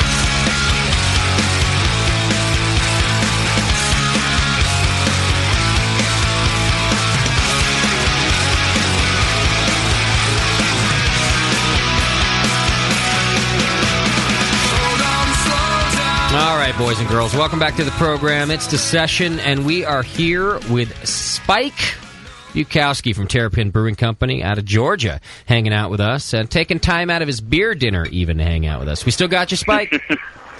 Yeah, man, I'm here. So, Spike, are you a spread neck? A spread neck? Yeah. That's really inappropriate, Doc. I'm shocked that you asked him that. You know, my heart will always be with the dead, and... But you're right there in Athens, man. Yeah, you know, Panic is great, and you know, I've probably seen in my course of my lifetime about 2,000 shows, anywhere from Black Sabbath to Panic to the Dead to, you know, that's what I do. I brew beer and I go to live shows, and I respect everybody's music. But my heart will always be with the Dead because no one can ever get me to the level that they did in their live shows. I'll leave it to the chemists. Awesome. Yep. Hometown band, great band. So, yeah, absolutely.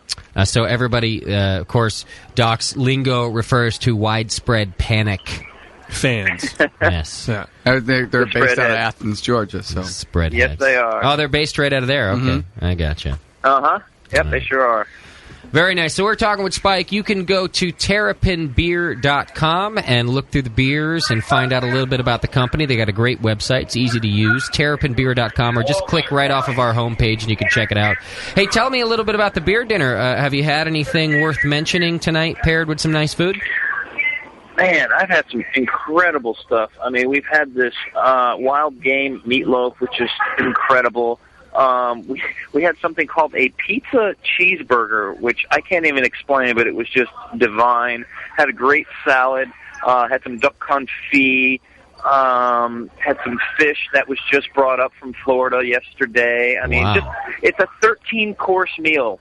I mean, if you can even imagine eating 13 courses, but yes, I'm at a 13-course beer dinner right now. I think Shat, the producer, just got fatter having heard you describe all of those foods. I can't imagine eating 13 anything. Yeah. Exactly. I got to admit, a pizza burger sounds pretty good to me. I don't know why. Yeah, it was bizarre, but it was so good. It was melt in your mouth good. It was incredible. All right, and how about beer? Any great beers to speak of? Well, yeah. I mean, the beers that I served here tonight was the Rye Pale Ale, our Golden Ale, our Rye Squared, which is all the ingredients in the Rye Pale Ale doubled, and also our newest year-round beer, which is our India-style Brown Ale. Okay. So, I had a question come through from the chat room already for that, and they wanted to know if your brown ale would be available in bottles. Yes, very soon. What's interesting is that we just started bottling out of our new facility. We've been rebuilding our bottling line for the past 3 months or so, and we just started. We did a run of Golden about 2 weeks ago. We did a run of Rye last week, and the Brown Ale will be put in bottles in about 2 weeks. Okay. Well, there you go. Yes, it's coming. It's coming to get you. Absolutely. Great. Do you do a lot of your beers in bottles? I know we've got a couple of them. We've got the coffee stout. Is that what we have, Chad? Yeah, Yes. we call that the Wake and Bake Stout. It's our Very coffee nice. oatmeal imperial stout. That's actually brewed with Jittery Joe's Coffee, which is out of Athens, Georgia. Okay. And that was an interesting story, if I may digress just a little bit. Wait, would you hang on for that? Because we're gonna. Yeah, sure, man. Well, the only reason I say that is because we're trying your rye PA first, but then we're going to try that, and I would love to hear the background about it. So I just want you to. I want it to Absolutely. coincide with our tasting, so we can ask you questions. You got it. Okay. You got it. So right now we've got the rye PA in front of us, which we're going to try. And while we're tasting it, let me give you another listener question that you can tell us about. Somebody from the chat asked, who does the artwork for your labels and your bottles and things like that? That's a great question, and because I'm such a music head that I am, and we've got Bonnaroo Music Festival up in Manchester, Tennessee, which is about 2.5 hours away. I believe it was the second or third year of Bonnaroo. I'm walking through Shakedown, and those of you who don't know what Shakedown is basically it's an artist in vending row that you'll find in any outdoor venue or Spreadhead parking lot or Grateful Dead parking lot. But this one was actually at Bonnaroo. So I'm walking through this little artist community, and I walk into a booth, and I start thumbing through the art. You know, the guy was an artist there, and I'm thumbing through it, and I'm like, wow, I got that Grateful Dead album. I got that Dead album. I've got that poster. You know, so I'm looking through all this guy's artwork.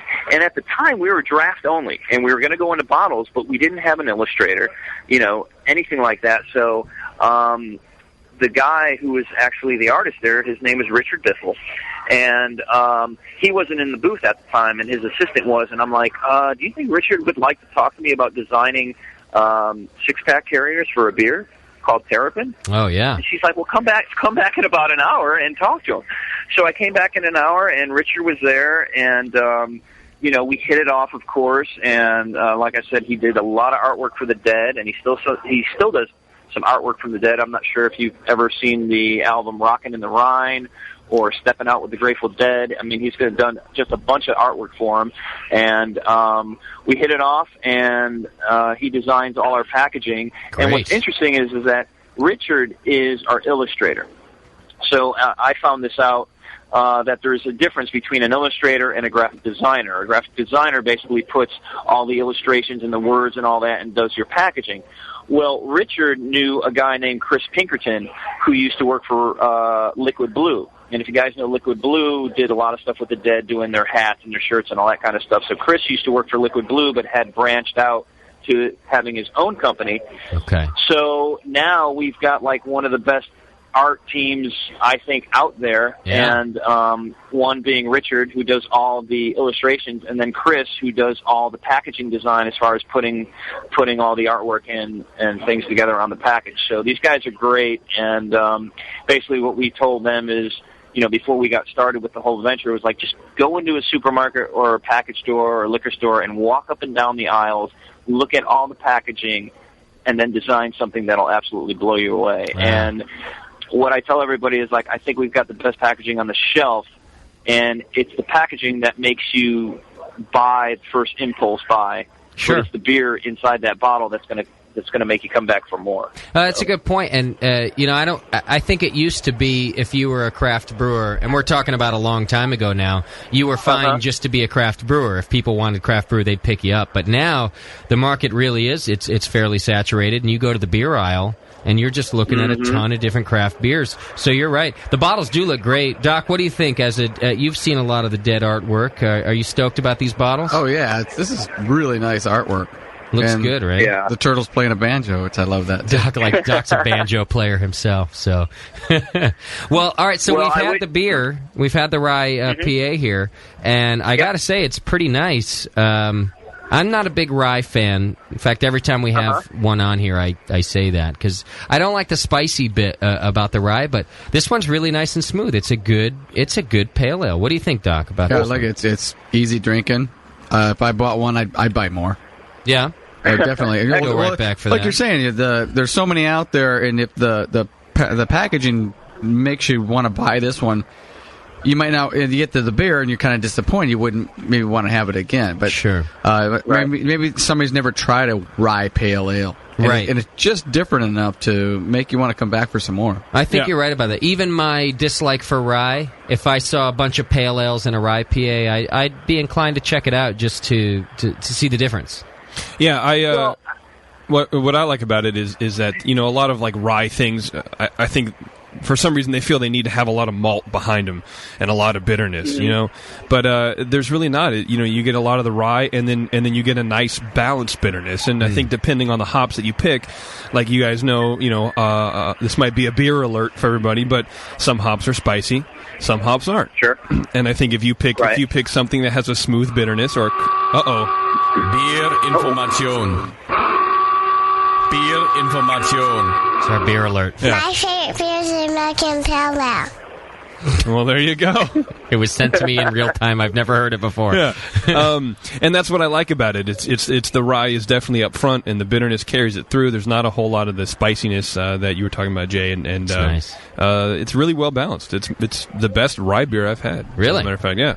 Oh, there you go. Well, I can say that was the whole interesting thing. I mean, when we started obviously putting the business plan together, people wanted to know, well, what beer were you going to start with? And the rye pale ale was my baby, literally out of the basement, and that's the one we were going to start with. And people kind of gave us weird looks down in the South because they were like, okay, you're going to make a West Coast style big hoppy IPA or pale ale, and you think that's going to sell in the South? And I was like, well, what don't you like about IPAs or pale ales? And everybody we talked to was like, well, we don't like how the hops kind of just stick on your tongue and leave this big, lingering bitterness, and we just can't drink that much. I'm like, okay, so I needed to formulate a recipe that was, had a great aroma and a great upfront bitterness, but it had basically no aftertaste. And during my college years, I drank a lot of Jim Beam. And Jim Beam is famous rye. And I started playing around with rye, but then I also started doing some research on hops and cohumulone levels and things like that wouldn't leave that big lingering bitterness on your palate. So the combination of the rye malt and the hops that I use in the beer was basically a match made in heaven, because if you guys are drinking that right now, is that the first thing you do is, obviously, if you're a beer drinker, is you're going to sniff the beer, you're going to smell the beer, and you get that nice dry hop, and I actually dry hop with Amarillo hops, and you'll get that nice upfront citrus floral aroma. And then as soon as you take your first sip, you get that nice aggressive upfront bitterness. You get a little bit of sweetness in the back of your palate from the Gambrinus honey malt that I use. Get a little bit of spiciness at the end, but 10, 15, 20 seconds later, you got a nice, fresh, clean palate. Yeah, you're right. And you guys know that if you don't have a big lingering bitterness, you're going to want to drink more. It's easy drinking, it's fresh, it's clean. And me, being a brewmaster, I want you to drink a lot of it so I can make more. Of course. Well, and all of that being said, I want to point out, as I'm looking at the recipe, there are 5 different hops in this beer. So it's not that it's certainly not that it's not a hoppy beer, but you're right. I guess, when you say you backed it up with some honey malt, how did you find that? Did you just find that was a really good balance for being able to really hop a beer and then but leave it malty as well? Yeah, well, here's the interesting thing is that my brewing mentor, when I did my internship and even before I went out to American Brewers Guild, I was trained under a lager brewer. Okay, and you know how lagers can be complex, but what I'm trying to say is that the lager beers are very delicate, and they have to be very well balanced. Yeah. And I think I got a lot of pointers from working with lagers that carry over to my ale brewing. So most of my beers, even though they're big, they're also well balanced. Okay. And I'm not sure if you guys have had Garrett Oliver on on your program before, but Garrett, I believe it's either the 3 or the 5 pint rule. So I'm sorry if I'm bastardizing his little technique, but at Brooklyn, I know he does. I believe it's the 3 pint rule. You should be able to sit down and have 3 beers. Right. I think it's a good rule. Of the same style. Or it's not a good beer. Is that the rule? Or there's something wrong, or it's basically, filling. What he's trying to convey is that it shouldn't be so out of whack or so out of balance that you can't finish 1, 2, or 3 of them. And I think with our beers, like as we get into the high gravity ones and things like that, yes, they are hoppy, but they also have that malt backbone to balance them out. Okay. So you can drink a bunch of them. All right. Now, in this one, too, Doc, what do you think about this? Because Spike has used some, in fact, West Coast American hops. He's got Amarillo, he's got Cascade, and he's got Magnum. Yep. But he's also got English hops in there, East Kent Goldings and Fuggles. Yep. When you think about that, it's pretty like a nice mix of different hops. Yeah, well, he's trying to get the the West Coast thing going, and he picked Magnum hops because it's low cohumulone. Which is it'll give nice clean bitterness and not linger on your tongue, which is nice. Right. Why did you pick the English hops? Well, I've got a rule of thumb of my own, and I basically call it brewing in 3D. And I want every beer to tell a story, and I want every beer to have a beginning, a middle, and an end. And a lot of my beers, actually almost all of my beers, I like to use at least 3, 4, 5 different types of hops because I get spice from one, I get earthiness from another, I get floral, I get fruity. So I kind of use those and intertwine and interwove these hops to get the certain taste that I'm looking for. And all the English hops are basically in the middle editions. I've got the Fuggles at 30, I've got the EKGs at 20 and 10 minutes. And then, the American hops are in the beginning and at the end, with the kettle off edition being Cascade and then dry hop with Amarillos. So I think it's just a good mix, and it worked, and I didn't really change anything after that. I didn't want to go totally everything all citrused out, from the Cascades and the Amarillos and all that. I wanted to have some earthiness in there in the middle, on your middle palate. And you have that. You actually did a really good job. That might be one of the things I really like about how it balances this beer, is the earthiness. And I don't usually use that word, but it's a great word to describe. It's definitely not a one-dimensional beer. Yeah. We've had a lot of those. There's some good ones out there. But I'm with him. I like it to start out one way and then take you through it. Because you guys are both fucking hippies, that's why. Yeah. I mean, when you say, I want every beer to tell a story, I could make fun of you for an hour about that, but I also think you're absolutely right. It's a great philosophy about a beer. It should start one way and finish another, and of course, be satisfying the whole way through. You don't. It's got to be a great ride. A lot of some of my favorite beers, I will love the beginning of the beer. The nose is so fantastic, and right when it hits your palate is great. But the end of the beer can often be pretty bad. It's too sweet. It sticks around too long. So you're right. You really want to round this out. Well, that's the thing. I mean, how many times have you sat down and the first thing you do, you look at it, okay, the clarity's fine, you smell it, and you go, wow, that smells great, and then you taste it, and like, what the heck is that? Or just the opposite. You sit down and you go, wow, that smells kind of funky, but then you drink it and you're like, wow, that kind of works. So, I mean, you have to have all dimensions there. That's why I call it, brewing in 3D. You want everything to be in harmony, and you want everything to tell the story and to be complex and three-dimensional. And that's what I try to convey when I brew. Yeah, I think you're doing a good job of it. This is a great philosophy. Let me read you the homebrew recipe I got for this, and you can tell us how it compares. Sure. I'm kind of looking at it now, and he's got his ingredients right. I'm going to round some numbers for you, but yeah, no problem. Or you can give him percentages. Yeah, that's what I'm going to do. But even that, I'm going to round a little percentages would bit. work. Sure. He's a little over 70% pale, 2-row. He is almost 7% honey malt. 4.5% Victory, 9% Munich 2-row, and then just about 9% rye malt, and that's what he's got for his grain bill. Yeah, that's pretty darn close. Yeah, that's pretty darn close. I mean, depending on what batch size I'm making varies just a little bit, but yeah, we're averaging about 9 to 10% Munich and about 10% rye. about 5% of the victory, and it's only about 2% on the honey malt. So he was a little heavy on the honey malt, but Okay. I love it. So hey, why not? Yeah, go for it. Right. All right. So yeah, go for it. That is pretty low, 2% honey malt. All right. Yeah, it's nothing crazy. No, but it All right. does its job. Now let's see what he's got here. Let's go to the hops. Uh-huh. Of course, he's got his Magnum as the full boil hop, the 60 minutes. I assume that's Yep. what you're doing with your Magnum. Yep, sure. He's got his Fuggles at 30. That's correct. Yep. And let me let me give you guys the ounces for you listeners who want this. It's 3/4 ounce Magnum, 3/4 ounce Fuggle. So that was 60 and 30 respectively. His 20-minute hop, he's got a half an ounce of the East Kent Goldings. Uh-huh. He's got half an ounce of the East Kent Goldings again at 10 minutes. Yep. He's got a full ounce of Cascade at 3 minutes. Yep. And then he's got 2 ounces of Amarillo at Flame Out. So yeah, the only thing difference for me would be Cascade at Whirlpool, and then we dry hop with the Amarillos. he also okay. Yeah, So, he sounds did. like he had a spy over there. Yeah, he might have had a spy, right? Well, he did. Let's see. He did 2 ounces of Amarillo at Flame Out, and then also another 2 ounces of Amarillo at. So he did dry hop with Amarillo as well. Another 2 ounces. All right. Yeah. Okay. But you also do, instead of your Cascade at 3 minutes, you put your Cascade in at Whirlpool as well.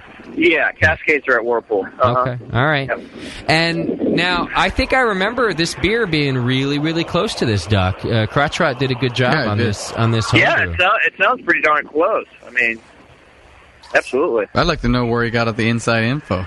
Yeah, that's a good... He might be selling out the back door.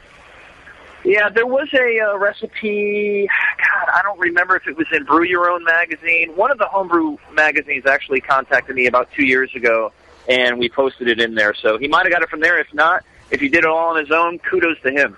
Yeah, he did a nice job. The other thing, the same listener, I hate to change the subject, but it's a good question. He wanted me to mention your All-American Imperial Pilsner. Sure. Because he said it's just a fantastic, amazing beer. Excellent. What makes it an Thank you very All-American much. Imperial Pils? Is it only American malts and hops in there? Yeah. Yeah. Do you guys remember a couple years ago when, we celebrate American Beer Week. It used to be American Beer Month, I believe. Yeah, July was American Beer Month. Okay. So what happened in 2005 here in Georgia? In 2005, they passed a law where we can now brew over 6% alcohol beers. So, to honor the over 6% alcohol beers, we did a line of beers called the Monster Beer Tour. And what we did was, as you guys know, when Panic Tours and Fish Tours and the Dead Tour, they go on summer tour, they go on winter tour, they go fall tour. Well, that's exactly what we did with our beers. So the Pilsner was actually summer tour. And then fall tour, we had Big Hoppy Monster. Winter tour, we had the Wake and Bake Stout. And then in spring tour, we had the Rye Squared. And the All-American Imperial Pilsner, because it was July and because it was American Beer Month, we decided, hey, let's do an All-American Imperial Pilsner by using, obviously, water, which is American, lager yeast, choice. Which it was a Pilsner lager yeast, but it was American lager yeast, American malts and American hops. And I did it traditionally like a German Pils, but it was high gravity. But all my rests were like a German Pils or Czech Pils, and the aging and the lagering were just like a Czech Pils. So everything was Pilsner-like except for the high gravity, and all the ingredients were American. Okay. Nice. Did you use a 6-row or 2-row? No, it was 2-row. I like the idea of an All-American Pils. Yeah. I mean, I love me Did a you Czech put it in Pils, 40s? don't get me wrong, but yeah, and did you put it in 40s? That's a good question.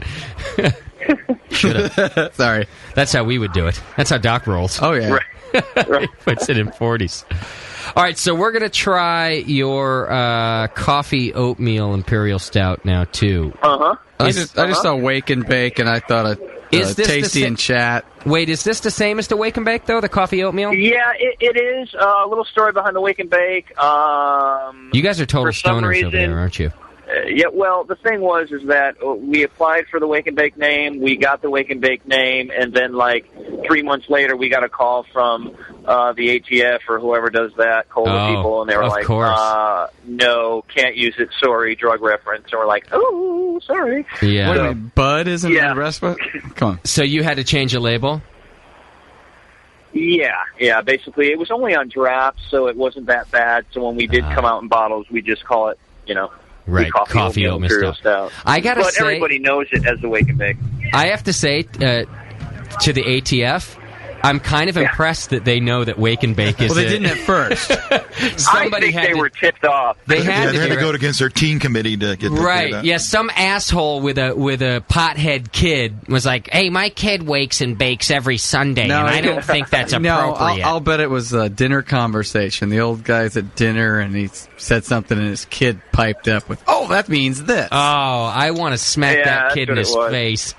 Ah, that's too bad. Because that stuff, there's a lot of lingo that really could fly under the radar until some douche just, happens to spill the beans to the wrong person. Well, right? I mean, if you guys are looking at the label, I mean, that's what it is. It's Wake and Bake. I mean, it's coffee, oatmeal. I mean, come on. It's Wake, coffee, oatmeal, and beer. Bake. I mean, come on. The turtle's making cookies. I mean, so look at the label. If There's no drug reference there. If I hadn't done so much drugs in college and ended up a lawyer or something like that, I would spend my career just defending folks like you. Because really, if you could afford it, you could have fought that. I mean, because you're right. You're saying Wake and Bake. Hey, it's oatmeal. It's coffee. You make a little oatmeal. Yeah. I mean, that's how I interpret it. If any one of you in the small brewing community could afford to challenge these things, I would think that you'd win almost every time. I sure would hope so. Yeah, that's too bad. What a shame. Well, it makes for good press though, and it makes for good fodder on the radio. So I guess I got to appreciate that. All right, so we're trying this. Why don't you tell us a story about the coffee company behind this beer? Absolutely. Well, Jittery Joe's is where I got the coffee from, and Jittery Joe's is a local roaster here in Athens, Georgia. And I basically got the idea. I'm like, okay, I want to do a coffee stout. And if you hear that rumbling, that is thunder out here. Oh, is it getting ugly? No, it's a little rainy, but it's thundering now. Okay. Still 90 So degrees. I approached Jittery Joe's, which is our local coffee roaster. They gave me about 10 different types of coffee to try. And at the time, I wasn't a huge coffee drinker. I mean, I might have drank 2 cups a month or something. Stop but at never McDonald's. really knew. Yeah, I never really knew the nuances of coffee, and I never knew that each coffee bean can have a different flavor. So every morning, and I had never drinking black coffee in my life, but every morning I would wake up, I would make myself some black coffee and drink it, and I would write down everything I liked about the coffee, everything I didn't like about the coffee. Was it earthy? Was it floral? Was it fruity? All different kind of descriptors, and I basically kept a log of each coffee. So when I was done doing that, then I went to the cold side, and I cold pressed all the coffees, because I figured I didn't want to put the coffee in the boil or on the hot side of the brew, because I didn't want to extract all the oils, and I didn't want it to get it really acrid, because obviously, oils is going to kill your head retention, and I didn't want it to have that acrid taste. So I figured I'd have to put it on the cold side. So I did that, and then what I did was I took a control beer, and what I used for the control was Old Rasputin. And I took Old Raspy, and I put them in glasses, and then I took the cold-pressed coffees, and I dosed them in, and Dosed them. To make a long story short, I did my own blend of 60% Costa Rican, 20% Zimbabwe, and 20% Guatemalan, and that's what's in the beer. And what's interesting is that we not only put that coffee in the beer, but Jittery Joe's sells the coffee in all its locations. So we actually sell the Terrapin Wake and Bake coffee at all the Jittery Joe's locations, so you can buy the coffee there. So that's pretty amazing. Very nice. See, I love the local aspect and finding people that are doing things just like you and doing them well in your area and combining the two skills. So I like that. So we've tasted this beer now. I'm I'm really enjoying the coffee profile. It's a really strong coffee profile. JP, I want to ask you about this beer because you do some interesting beers like this, and you just wrote that great article about barrel aging. So you have a couple of nice recipes too that put some pretty strong flavors like this coffee is in your beers. What do you think about this one? I think it's great. As a matter of fact, just hearing what Spike was saying about doing the coffee, I've had a lot of homebrew coffee beers where people will put the grounds in the mash tun, or they'll steep them, and what people don't understand is about just coffee science, I guess. It's if you put it pre-boil, you're boiling coffee for an hour. Is essentially what you're doing. And if anyone's ever been to a diner and they've had really old coffee, that's the flavor that they're going to get out of it, and you're going to be getting tannins out of that, and you're going to be getting harsh crap out of it. So yeah, the best way is to add it cold side. And Beer Information. Beer Information. Well, I gotta say, I really like the oatmeal aspect to it. Yeah. I don't think I've ever brewed a stout without oatmeal in it. Yeah. It really gives it a smoothness to it.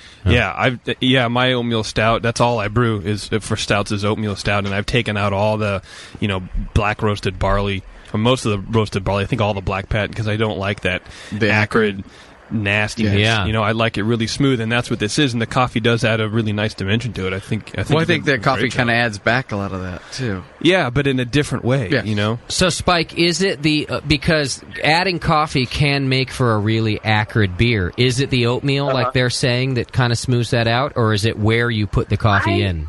I think it's the coffee. I mean, I've had so many coffee beers, and what I get with cheap coffee, when I have a beer and I'm saying they must have used cheap coffee, I get pine needles.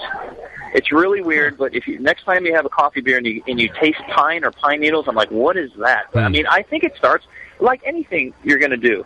The better ingredients you use, the better it's going to come out. Okay. And I think Jittery Joe's makes, some great coffee, and it was just a no-brainer to use those guys. So I think if you start out with great raw materials, you're going to end up with a great product. Now, what form is the coffee in when you put it in this beer? It is ground, but it's like day-old ground. I mean, they grind it. We receive it. We put it in big cool ship bags or big mesh bags, and we'll put those in the fermenter, and then we'll take the stout that's fermented, and we will push that over to the other fermenter where the coffee beans are on, and we'll just let it sit. Okay. So it's basically cold brewing. Yeah, absolutely. Yeah. Don't make coffee first and throw it in there. Okay. No, not at all. A lot of people do. They make coffee and they'll make espresso or whatever, and they'll dump it in there, and that's not what you really want to do. I guess you can do it that way. That's just I just don't do it that way. Yeah, you can. It's much better to cold brew it. Yeah, Red Hook used to take Starbucks coffee, and they did their double espresso stout, or I don't know, some crap like that. It was double black stout. Double black stout, yeah. That's where I got the inspiration from, and I actually called the brewmaster at Red Hook to get pointers from him, and because that was my favorite Red Hook beer, and I called the guy. I'm like, hey man, why don't you make this anymore, and B, can you help me out? I've never even seen it. It was around when I first started drinking, which was probably not at the age I should have started drinking, and then so once I became that age, it was gone. It was gone. Yeah, so I'm in a long time in between. I'm in 6th grade. I have nothing to put in my lunchbox now. It's weird, but that's what they do. Your thermos. They would do a double strength batch of coffee. They would brew the coffee. If I'm wrong, Spike, forgive me, but that's what they. I think that's what they did. And it can come out really well. I've actually never heard of doing it in the fermenter like this, but obviously it makes a great beer. That's really interesting. Yeah, I mean, I've played with it a couple different ways. I mean, one of the ways was actually soaking it in water, like basically using 1 gallon of water per 1 pound of coffee, and letting it sit overnight, and then take that and pump it into the fermenter. But then I'm like, I'd just rather put the beer on top of it and kind of go, okay, it's ready now. Let's get it out and let's do it. That's a general home brewer way, is to brew it cold overnight in water and then add it. But I like your way too. How long do you leave it on the ground? Yeah. Just overnight. I mean, you can probably leave it about 4. I wouldn't leave it over 48 hours. But I think overnight is just fine. It's always worked for me, and I think if you're going to do it on a homebrew scale, that's the way I would do it. So I'm the slow guy in the room. You've already fermented this beer, and then you put it on top of it in a secondary and leave it overnight, and then take it off? It would be... No, what I would do is ferment the beer, and then just have an empty fermenter and put those coffee grounds in that empty fermenter, and then pump that beer onto the coffee grounds, and probably about 72 hours, and then filter it and get it out of there. Okay, gotcha. Now, if you did it in water, I would just soak it in water overnight, and then add that to your fermenter or your secondary, and then you can age it out. Well, let's say a home brewer is doing 5 gallons. What would be a round number for grounds, pound-wise? Good question. Man, I use 1 pound per barrel. Okay. So they'd have to scale that down. So don't put a whole pound in 5 gallons. Quarter of a pound. No, That's probably pretty little, probably actually, not. isn't it? It is. It's less than a quarter pound, I think. If a pound per barrel. Per barrel, which so is half what? a pound is 15 gallons. Yeah. Yeah. Well, that's what I like about this. 7-ish or something, yeah. It's a small amount. But I got to say, it's and I think you've said this a couple times too, it also really depends on the coffee. The coffee flavor in this beer it's really strong, and I don't mean strong in an acrid bad way. It's just very it's present. Yeah. It is very But it present. blends so well. So I guess it just goes with everything else. I mean, if you're getting fresh ground peats or something like that, then you're probably going to want to be conservative. But if you're not getting some really nice, fresh, strong coffee, you could probably put a little more in, right? Yeah, I would assume so. I mean, if you want to go for Folgers, go for it. But I ain't doing it. Hey, those are freeze-dried crystals, Spike, okay? Yeah. They're freeze-dried for freshness. And frost-brewed. Yeah. Frost-brewed. Frost-brewed and cold-filtered. I'm not knocking it, man. I'm just saying. The new can has a wide mouth for venting. The thing you also have to do when you're doing adjuncts, like especially I think with coffees, you have to build the beer around the coffee. I think you can't just throw it into any beer and expect it to blend it wouldn't go properly. well with a Kolsch. No, I think Spike, is that how you built this beer? Did you think I'm going to put coffee in it and I want some flavors that will match well, or? Wow, that's a good question. I mean, I basically tried the coffees, and I tried to get an idea of what I wanted from the coffee, and then, like I said, one of my favorite stout is Old Rasputin. Not that my stout is up to that par, which I hope it is, but I mean, I think that's a great stout. So I thought it would blend well in that stout. That's a good question. I never really thought of it that way. I knew what imperial stout I liked, and I thought I nailed the coffee. So when I blended them together, I said, okay, this is what I'm going for, and then brew the stout. It's really good, man. Tasty, how do you like this beer? What do you think? I like it. It really blends well with the stout. Got a good beat. You can dance. And I think coffee is just one of the flavors just appear in stouts too. So it's just like doing any sort of adjunct to beer is you want to try to capture some naturally occurring flavor and then just enhance it. Yeah, it's also coffee can be a really nice earthy flavor, like Spike was talking about earlier, which is great for all sorts of beer. And I really like that earthy tone with a beer. It's very nice. Beer comes from the earth, Doc. Peace. Earth, man. Peace and love, Doc. Yeah, that's all it's all about. I want to align my chakra while drinking this. Yes, sir. All right, you can go to terrapinbeer.com. Check it out at terrapinbeer.com, or you can click on the Terrapin logo right on our homepage, and you can go there. That'll be there. Spike's got his face up there. You can see what he looks like, too. He does? I didn't see Spike's face on there. Yeah, I visited the people. Oh, I visited earlier this week. I got to see your mug now. Let me see. Where's... oh, no. He's all smiling and stuff. Let's see the people. Let's see Spike's mug. Spike, what are you, in your 30s? Come on, tell me. Oh, you're so kind. I've been out of my 30s for a while. That's an old picture. Is that the one with the medal? Oh, I see it. Yeah, that's the one there with the you medal. are. Oh, yeah, that... And the cool glasses. That is the medal, huh? Cool shades. Yeah, that's from 2002. Oh, okay. Nice. Yeah, so... You still didn't say how old you were. I think there's another section where there's like Spike's friends or something, so there's some pictures of me recently. There's no chicks on the site, dude. Oh, wait, here we go. There's a chick. Chick? Wait, what's the website again? That's his wife. That's what chick it is. My wife? Whoa. Is that I had one of those. Oh, no, that's not... Oh, sorry, wrong No, it's last his partner's name. wife. It's your partner's wife. That's what it is. Wife and kids there. All right. Future partners. All right, we'll send you some chick pictures you can put up there. Thanks, man. Just a random broad. Send you some random broads. Here's someone I Googled. Put it on your site. Yeah. She said she likes Carmen beer. Electra. Yeah, that'd be great. Exactly. She likes How many beer. different beers you guys brewing now? We do 4 seasonals, which is the Monster Beer Tour seasonals, and then we do 3 year-round beers, so that's 7. But we just started a new project. We actually do something called the Side Project series. We just acquired a 22-ounce Maheen bottler about 6 months ago, and what I'm doing is about every 2 months I'm going to put 50 barrels of a beer in a tank, and we're going to bottle it in 22-ounce bottles. And for the first beer that came out about a month and a half, 2 months ago, it was called Hop Shortage Ale because of the worldwide hop shortage. Sure. I was going to wonder why'd you name it that? We have a lot of those beers out here now. Because they're all midgets. Or change-hopped beer.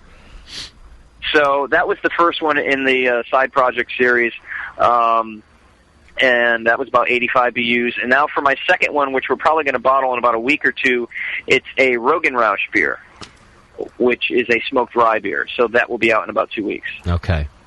So here's something I want. I'm going to let you go here soon, but there's one thing we just brushed up on earlier that I just want to cover before you go, because I think it's exciting news for you guys.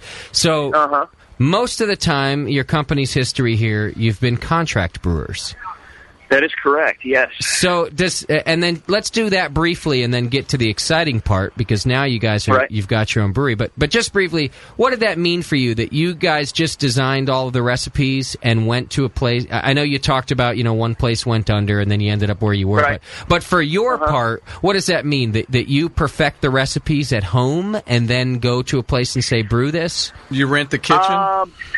Both places. Like I said, I mean, some of them came out of home, but I like 4 or 5 of them came out of the Five Seasons Brewing Company. I mean, there's the brewery that I'm in right now, the Brew Pub. I'm good friends with these guys, and they knew that I was starting Terrapin, so I would actually brew the Terrapin test batches here and try them out on people. And after, when we were brewing at Dogwood, and after we expanded from Athens to Atlanta, I mean, obviously Dogwood was still our buddies, but, we figured, hey, we're going to be coming to Atlanta, so let's pick another brewery. So we looked up and down the East Coast, and we finally found Frederick Brewing Company in Frederick, Maryland. So I would fly up there about every 2 to 3 months and brew beer up there as well. So we were always very hands-on because we have brewing backgrounds. It wasn't, we weren't a front company, or some retired bankers somewhere that thought it'd be neat to say, hey, we're going to make Weeping Willow beer, and we're going to come out and put a bunch of money behind it, and we have no idea how to brew. Why don't you guys design recipes? No, it was never like that. Every recipe that came out of Terrapin, whether it be contracted or not, was always my recipe. Okay. So you guys are basically renting the kitchen and then going and brewing your beer. It was. I mean, it's like, if Emerald came to your house and cooked you dinner, I'd punch him. It's still Emerald cooking, but he's using your stove and your pot and pan. Bam! Yeah, bam! That's right. This stuff's got some bam in it. 8.1%. It's pretty cool. Yeah. I'm an annoying dick. Bam! Bam! All right, so note to your home brewing selves, get a job at somebody else's brewery. Don't be a dick, be a nice guy, and maybe they'll let you do some test batches on their system. Hell, they get the beer out of it, don't they? So that's right. It's their nickel. But so now, and this is the exciting part, you guys are finally doing your own thing, right? Yeah, man. We just... we were actually brewing some draft out of it. We bought a brewery about 2 years ago in Atlanta from a brewing company that was going out of business in the Atlanta area. And it took us a little while because, obviously, we were still looking for capital and investors to find the building in Athens that we wanted. We finally did that. We started moving last summer and got everything into place about August or September. And... we actually had to wait on, how it is with legislation and legislators and government and all that. So it took about 3 or 4 months to finally get our brewing license. I mean, we were up ready to go in August, July or August, and we didn't brew our first batch till December 20th of 2007. Okay. Wow. So, yeah, we've been brewing ever since late last year, and we're going strong in Athens, and that's why, we're having these new beers come out like the Side Project Series and the Hop Shortage and the Rogan Roush, and I actually just took a Rye Squared out of the fermenter that I had aged on oak for the past month, so that's a nice one that's coming out. So I have time to play now, or I have room to play. To make some new beer. So everything is up and running in Athens, and we're just having a good time. Good. Well, congratulations to you guys, I got to say. I mean, that's an exciting time thank you for very you. Much. You've stuck it out. Absolutely. You started from a company out of spite, and which is fun. And then, obviously, just a couple of guys who were of like mind, and it sounds like you're doing real well. Now, I have to say that having heard your story, and, that you guys are a small brewing company that's done well for yourselves, when I heard the name Terrapin, I thought of it as a fairly large brewing company. I mean, I think a lot of people know about you guys. A lot of people enjoy your beer. So I don't know. For some reason, I just thought you were a larger company and maybe had a much bigger brewery going on. I like to hear that you've got that stature even as a small company. Yeah, it's man, I tell you, it's interesting because I'm not the type of guy who goes up on a lot of beer sites and looks at ratings and stuff like that. But I'll get emails from friends going, "Hey, you got to check this out." People are talking about you here. People are talking about you here. Yeah. So it's kind of interesting how word of mouth spreads. I mean, literally, our first year when we came out in 2002, we did like 280 barrels. Wow. And right. If we'll probably hit, Chad's on part we'll probably to do that. hit between, it's 2008. We'll probably hit about 10 or 11,000 barrels this year. Wow, good for you. Yeah, we got a 25-barrel brew house. I've got 4 75-barrel fermenters. I got 250-barrel fermenters and 2 50-barrel fermenters. Okay. And then I got a 150-barrel bright, a 75-barrel bright, and a 50-barrel bright. Amen. We're not that big. I mean, we have 12 employees. I mean, that's it. Yeah. So well, good. It's kind of flattering and interesting, and we've got some crazy fans out there. But I mean, just to give you a little story, my sister called me the other day. She goes, "Yeah, I was sitting in a bar. Some guy came in, ordered a beer, blah blah blah. They started shooting the stuff back and forth, and they're talking about beers." And you can say it. And my sister goes, "Yeah, what's that?" I said you can say the word shit. They were shooting heroin. Okay, yeah, okay. So we're shooting the shit. They're shooting the shit, and oh, you're going to say it once. You can't say it twice. Yeah, go on. I'm sorry. And so my sister's like, "Yeah, well, my brother's a brewmaster." He goes, "Really? Blah blah blah, this and that." And she goes, "Yeah, well, he's a brewmaster from Terrapin Beer Company." And the guy's eyes like popped out of his head. And she goes, "Oh yeah, Spike." You're Spike's sister? Oh my God, my friends are going to go crazy. Oh, Spike. And I'm just like, she's like, I felt like I was a rock star. I'm like, well, that's weird. That's great. Yeah, she knew a rock star. It's flattering. I mean, it's really flattering because, when people come up to you and say your beer is great, I really respect that. But, when brewers come up to you and say how good your beer is, that's bizarre and flattering because we go out to the Craft Brewers Conference every year. And my sales guys got into a conversation with some guys from Stone, and they were giving us accolades. And I'm just like, man, the guys from Stone? I mean, come on. Yeah, that's cool. And, there's going to be a big beer festival out in Boston in the next month. And actually last year I got a call from one of the riders out there and said, yeah, Tom Arthur from Pizza Port at the time. Well, now he's with Lost his Abbey. new venture. Lost Abbey, with the Lost Abbey, and he's like, "How come you guys never do any stories on Southern breweries? Why don't you go interview the guys from Terrapin?" Oh, nice. And this is coming from Tom Arthur, and I'm just like, I emailed Tom, and I'm just like, man, that's really cool. Thank you very much, and that's what keeps me going. Yeah. Because I mean, we didn't talk about my brewing idol, but my brewing idol is John Mayer. Okay. And hey, me too. He's JP's as well. Yeah. From day one, I've been a Rogue fan, and Jim Cook from Boston Beer probably started me on craft beer, but John Mayer made me the brewer that I am. I mean, I just think he's just, his palate and his know-how and the things he does at Rogue are absolutely amazing.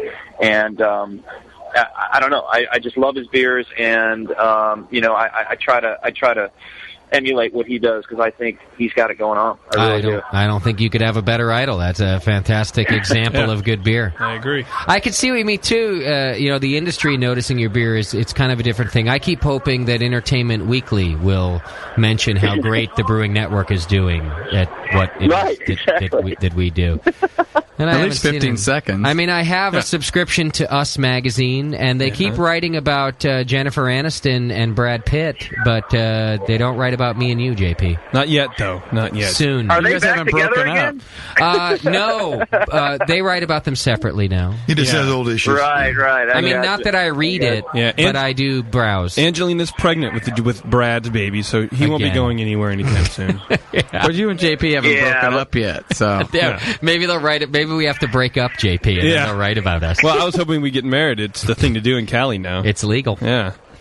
Actually, sorry to Spike really uncomfortable. Yeah, Spike, sorry to waste your time with this, but Schumann and I were talking this weekend about what great radio it would be if we got married on the air now that it's legal, just for the F of it, just because we can. Yeah, how fun would that be? It's pretty good radio, you got to admit, Doc, that we actually go through with it. I mean, a real license scared. and everything.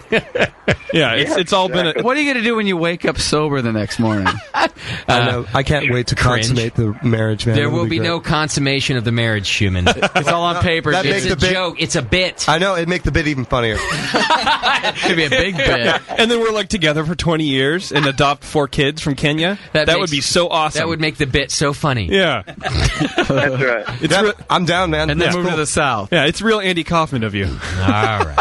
All right, Spike. Hey, it's really great to talk to you. You're probably on course 11 by now. Hey, thanks for interrupting your dinner for us. Yeah, for sure. Sorry to bug you during that, but have you been eating this whole time? I've been nibbling and drinking. Yes. All right. Good.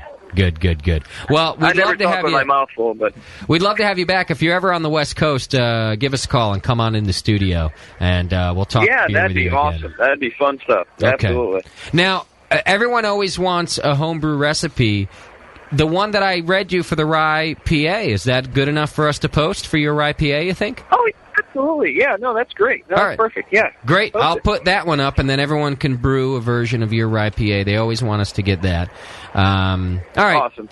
Very good. You can go to terrapinbeer.com to find out more about the company and more about Spike. And you guys are doing great beer over there. I appreciate you hanging out with us, Spike. Thanks a lot. Guys. Appreciate it, man. All right, brother. We'll talk to you soon. Thanks, man. Bye now. All right. There you go. That was cool. Yeah, Brian Spike Buckowski from Terrapin Brewing Company. Good job, Shat. That's a good guest, man. Oh, yeah. Yeah, you didn't... A lot of good info there. Yeah. I mean, these guys just started from nothing. I mean, basically contracted, love beer. It's a good story. I like the way he wasn't too busy to talk to us. Yeah, he's in the middle of a dinner. You have no idea. People all the time are like, "Oh, I can't do the show this week because American Idol is on," or whatever. This guy is at an important beer dinner. It was for a fallen friend, and he's on the horn with us for an hour and a half, 2 hours now almost, talking beer. And we were going to have him on earlier, a couple weeks ago, but he had to go to a concert. And I'm sure if that concert... Yeah, that's fair. Yeah. He probably would have stepped out and done the show with us, but it must have been a good concert. Plus, we got a lot of these out of him. Beer Information. Yeah. I like that. More than 10 minutes. More than our 10, yeah. Wouldn't you think? I like that. I think we had a good 12 minutes. I think we should fill the rest of the time just saying fuck. Fuck. Oh, no. Fuck. The cool thing we didn't get to is that they actually do a lot with music in the area. They're doing a lot of different festivals. I guess there's a group called Moonshine Still. They played the High Sierra Festival, and but it just sounds like they're really involved with community and festivals and things like that. So it's great. It is great. Chat, you're great. Oh, thank you. Feelings. You know why I love Chad? Because right after Spike got off the phone, Chad just summed up the interview again for us. No, it was great. I mean, they started from nothing. You leave him alone. Leave him alone. It was funny. Great story. It was funny. I'm not picking on him. You are picking on him. I'm not. Chad, am I picking on you? You always pick on him. Chad, am I picking on you? Wow, there's a lot of feelings in this room. Hey, someone's got to sum up this. That's right. You're picking on him. Doc, go make your noise over there and leave me alone. Yeah, fine. What's his noise? Nothing. Oh. Nothing. Don't worry about it. All right, we're going to take a quick break. When we come back, we're going to hear from Big Joe Hurt, a little bit of blues from you. Big Joe Hurt and Horsecock, they're in the studio today. They have a playing fan. you some mean blues. Plus, Big Joe, he kept it real in the studio. The rule is, if you come to the studio as a guest, you bring hot chicks, and he brought his cousin and his cousin's hot chick with him. And we don't really just let people in the studio unless you have hot chicks with you. So, Big Joe? Horsecock doesn't qualify? No. He's got long hair. He's not your hot chick. Yeah. You'd think with a name like Horsecock, he would have brought his own chick. They're waiting in the backyard. That's how he rolls. 6 feet under. Hang in there. It's the session. We'll be right back with Big Joe Hurt. Brewcasters on the Brewing Network.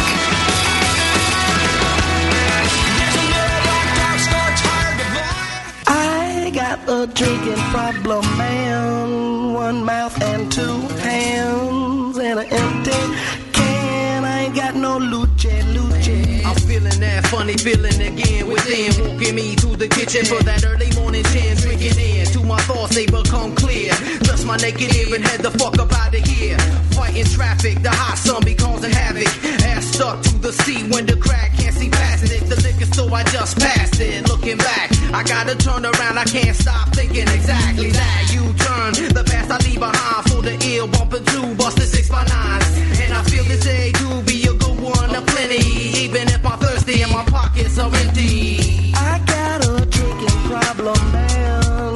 One mouth and two hands and an empty can. And I got no luce. And y'all don't understand. I'm just a simple man doing the best I can without no luce. Come from a long line of alcoholics, living from toilet to toilet. You call it. I'm calling hotlines, swerving all over yellow lines, drinking moonshine. Damn, got a stop sign. I ain't doing good, but I'll be fine. Man, who is that cheap wine? Drunk since 9, guzzling booze farm, trying to stop my shaking arm. I'm here to stumble the earth and forewarn. 7 weeks inside, had a shower. I black out like you pulled the plug on Georgia Power. Southern discomfort, baby. Seeing pink elephants on down the freeway. The proof on the bottle, 180. Run out of luce, and I won't survive if you won't let me borrow another 5. I'ma do it anyway if I'm alive. I got a drinking problem, man. One mouth and two hands and an empty can. I ain't got no luce. And y'all don't understand. I'm just a simple man doing the best I can without no luce. I spend my last money on a past blue ribbon. I'll be gulping, never sipping, cause I have to. Booted out the crib and that's cool, long as I have brew. Face flush, stare at a lush, I might bust you in the gum. I got a problem, my life's too up-tempo. But yo, I'm just a simple man whose mind is crippled. Man, it all started at a party and I was only 15, now I can kill a fifth of accordion. I drink and pass out, wake up, pass out, and start again. I've been to AA, but hey, give me the bottle. Then 12 steppers acting like they never took a swallow. I got a drinking problem, man. One mouth and two hands and an empty can. I ain't got no luce. And y'all don't understand. I'm just a simple man doing the best I can without no luce. I got a drinking problem, man. One mouth and two hands and an empty can. I got no luce. I got a drinking problem, man. One mouth and two hands and an empty can. I got no luce. I'm doing the best I can. I'm a simple man. Empty can. No luce.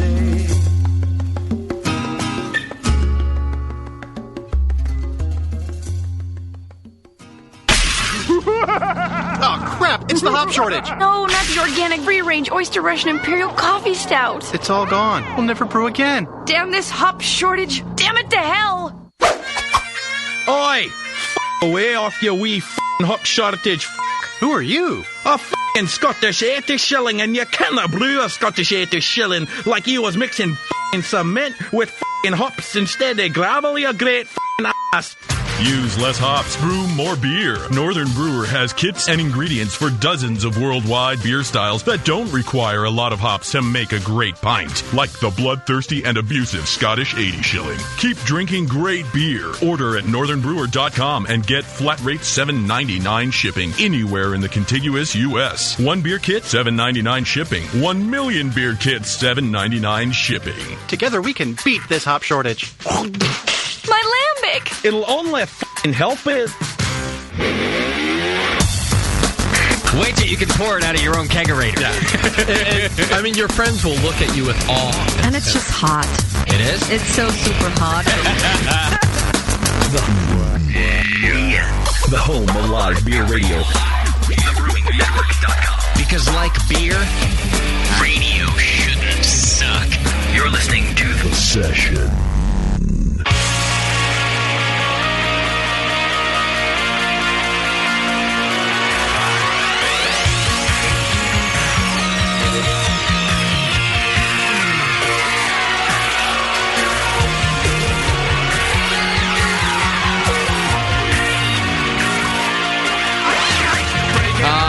Welcome back to the program, everybody. Thanks for sticking with us here on The Session. And a big thanks and a round of applause to Brian Spike Buckowski from Terrapin Brewing Company.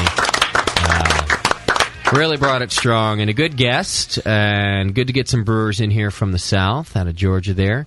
And he's making some fine beer, so you can go to terrapinbeer.com and check it out. Cool guy. He was fun. He was a lot of fun. You know, you guys know the difference, not only in here, but you listeners at home, and we've got people who are pretty laid back about what it is that they do, and we've got people that are kind of serious about what they do, and the interviews vary. They're very different based on those two things, and he was one of those laid-back guys. And on a day like today, when it's hot in the studio and there's a lot of people hanging out and we're just trying to keep cool with some nice beers, it's real cool to do a laid-back one, isn't it? Oh, yeah. Definitely. I think it comes from a lot of these guys, the ones that are home brewers to begin with. Yeah. It seems to go the same. Well, but even then, sometimes, you know, sometimes when you turn pro, you just get a little more. And I'm actually not judging that either one is better than the other. You know, sometimes you just get a little more business oriented, which is all fine. It's a different interview. We should save all of our business interviews for the winter time, because the summertime, Spike was right up. He was perfect. You know what I mean? Because we're just really kind of trying to chill in here, so to speak. It's amazing how many people we just mesh with. Yeah. You know, and not in the weird Schumann brother mesh way. No, different kind of a... Yeah, like we just... it's the beer industry, man. You gotta love it. Yeah. 9 times out of 10, people are chilled out. So keeping that laid-back feel, we thought we'd bring in a little live music for you this week. And we don't do it all the time, you know, just from time to time. I think our last live appearance was from our newly found great... we premiered Shat Stevens to you. That's Shat Stevens. And, world exclusive. By the way, rumor has it Shat Stevens is at work on a couple of new tunes. So stay tuned for that. Not today, but they are in the works. You can't rush art. He's not in the sophomore slump? He's not, no. Oh, no. He's... yeah, the sophomore girls still talk to him. It's all right. Yeah. He was singing it earlier. It's called It Burns When I Pee. I believe that is what it's called, as a matter of fact. At least that an inside? Was that an inside scoop? It's about feelings. Inside scoop. I think that's the name of Shat Stevens' debut album, actually, which is what Big Joe Hurt just gave out. Now, Big Joe and I, we've been friends for a long time, man. We grew up together down there in the desert. Oh, yeah. This is hot, but it's not like the desert, that's for sure. Yeah. That's the dry heat. And your cousin, who you brought with you, also from the desert. My cousin, yeah. Imagine 3 desert rats in one room. Carlos, is your hot new girlfriend from the desert also? Yeah. All from the desert. Look at us. Yeah. Getting hot chicks. Well, at least one of us. At least one of us is. Except for not us. Look at him. 1 out of 3 ain't bad, I guess. You know what I mean? In the desert, if a chick has a full set of teeth. She's hot. That's hot. Well, you know what? You'd fit right in Pacheco, man. Let me tell you. Yeah. Now, but you had lived in the Bay Area for a while. Now you're down in L.A. and getting into the whole music scene down there. The Bay Area is where I cut my teeth playing music, and the scene up here is so rich for young musicians to get started. And there's so many mentors up here that'll take you under their wing if they see potential in somebody and kind of groom you. And I had the benefit of having 2 of them up here, and I met another gentleman down in L.A. that took me under his wing as well. And LA's been real friendly to my music as well. Yeah. One thing I've noticed, because I've listened to your music for a while, I used to play music with JoJo. We were in a band together for a while. Was it called Subatomic Particles or Subatomic? I think it was 8 different Conspiracy. names. I think we were smoking like we were cigarettes. smoking a lot of weed back then. Let's be honest, Joe. All right. But Doc's trying to give me some right now. Stop it. You guys' band was called Subatomic Particles. I don't think so. You were, you guys were stoners. Come on. I told you that. I mean, with a name like Subatomic Particles. Yeah, there was a whole meaning behind it, dude. You didn't understand. I actually think another name that we had. There were several incarnations of our band. One of them was Synergy. One of them was Empty Space. Oh yeah. So we were totally that's in stoned, between dude, the whole time. Oh man. You know what would be a great name for a band? Empty Space. Because it's like it'll make you think. It'll make them think. Yeah, Stop touching me. Avoid.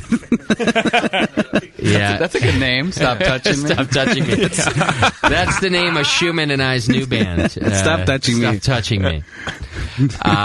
Well, but here's what I wanted to say, Joe, is I played music with you for a long time, and you went away for a while and you moved to L.A. and started doing your own thing. You really developed your own style of stuff. You were always into the blues. Oh, yeah, definitely. You were always into a little bit of the Latin flavor. I'm not saying that you danced around to Guantanamera, but or mariachi. No, but you enjoy. Gloria Santana Estefan. is one of your. You're a big fan of Jimi Hendrix and Carlos Santana, and you. But then now though have really developed a style that I think it's pretty unique in what you do, and that's why I wanted to have you on the show because your latest album, which is it's your debut album as Big Joe Hurt, right? Right. Does it have a name too, or is it self-titled? It's No Pain, No Gain. All right, and that's kind of just taken up from the whole you got to work for what you love, which is true. Yeah. True dad. Peace. That's why I work for double-ended dildos. Pass the duty. You work for what You're working hard. Working real hard. All right. Now, your bass player you brought with you today. You got a whole band down there, right? Yeah, we got. When we play down there, we have a group that we call the Blends, Big Joe Hurt and the Blends, and it's a 6-piece. It's keyboards, Alex Romero on vocals and guitar, Jocelyn K. Lee on bass is Walter P. Little, otherwise known as Horsecock, and who am I missing? Christian. What's his last name? Christian Trujillo, and I can't forget Juanito. I guess you call yourself the Gardeners. Juanito. You know what? This is the most Latin-heavy band I've ever been in. I'm usually playing with a lot of... You've always been with a bunch of whiteys. Yeah. Little white boys. Big Joe Hurt and the Landscapers. What happens? You move down to L.A. and all of a sudden you're back to your people. Yeah, my people. Yeah. We play a mix. Go. We play a mix of soul, blues, and funk, and it's kind of a fusion of the three. Okay. We call it lawnmower music. Now... songs to mow your lawn to. Songs for me to mow your lawn to. Now, Horsecock. How does one end up with the name Horsecock? Is this an obvious question? Is it just? I think it's Swedish. You're missing the accent. I'm just not. I mean, where did this come from? Joe just started calling me that at one of the gigs, and it kind of snowballed from there. And it's just stuck? Because I got to say, something like that. I wish I had been given a nickname like that. I mean, Tasty, you got to admit. It's snowballing here, too. Hey, we should... I'm going to change my handle. From Tasty. Or combine them. Tasty Horsecock. I wouldn't use the snowballing analogy. That'll give me some action. With a name like Horsecock. That's true. Good idea. Said bowling. Not only did the nickname stick, but it's gotten stuck too. I have a feeling you're going to be an instant classic here on the BN. You got to once a good nickname comes out, man. You guys, you'll get invited back. They're already talking about making T-shirts that say "Big Joe Hurt and Horsecock" in the chat room. I bet they are. You would never live it down, man. That's so rad. Could it be just Hurt and Cock? Big Hurt and Cock. The reunion tour. They're getting together one more time.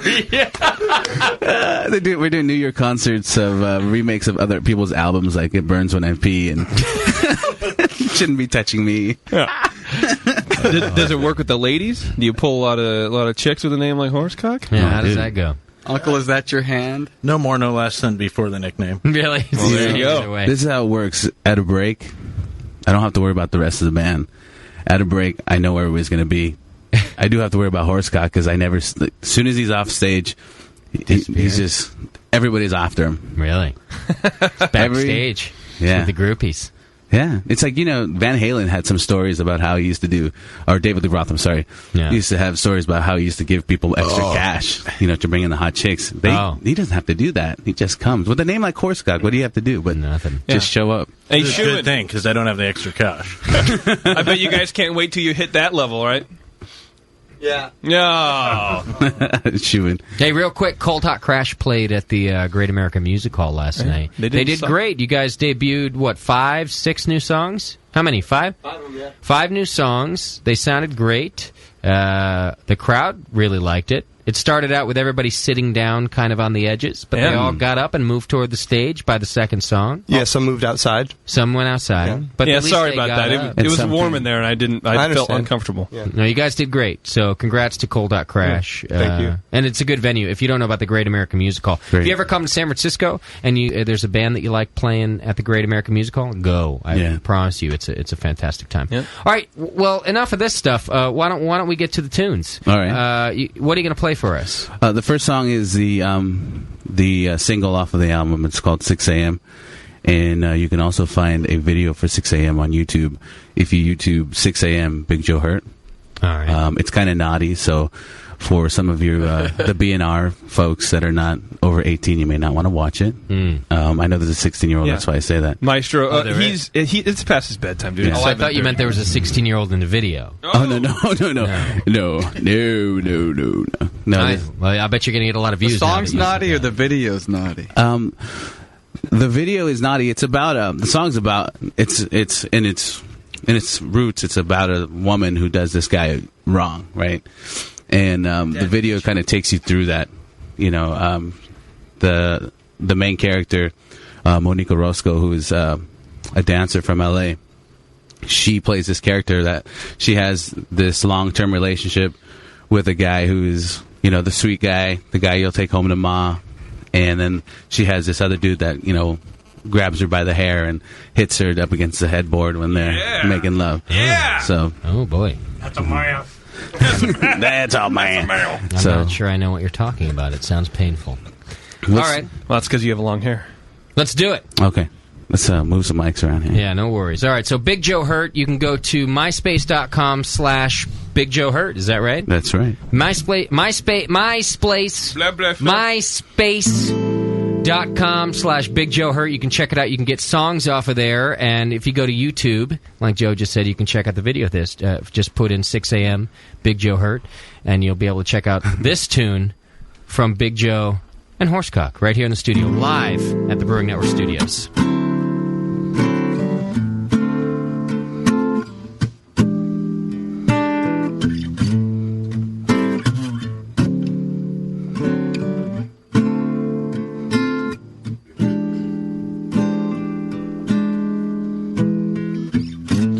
Mama, please. I said, Mama, please.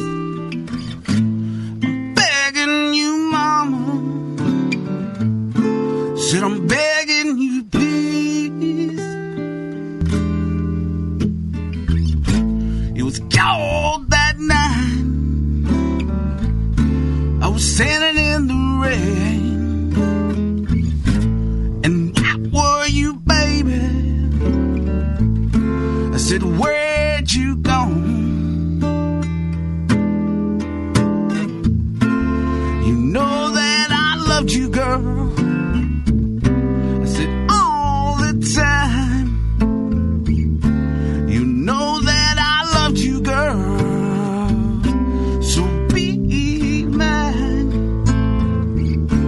If you would only just be my girl. If you would only just be my girl.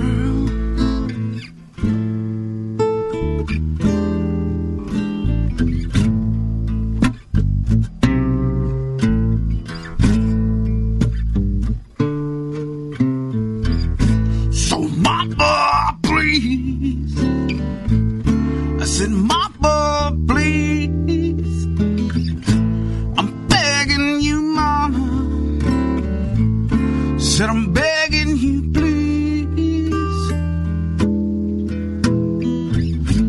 I was walking down your street, girl.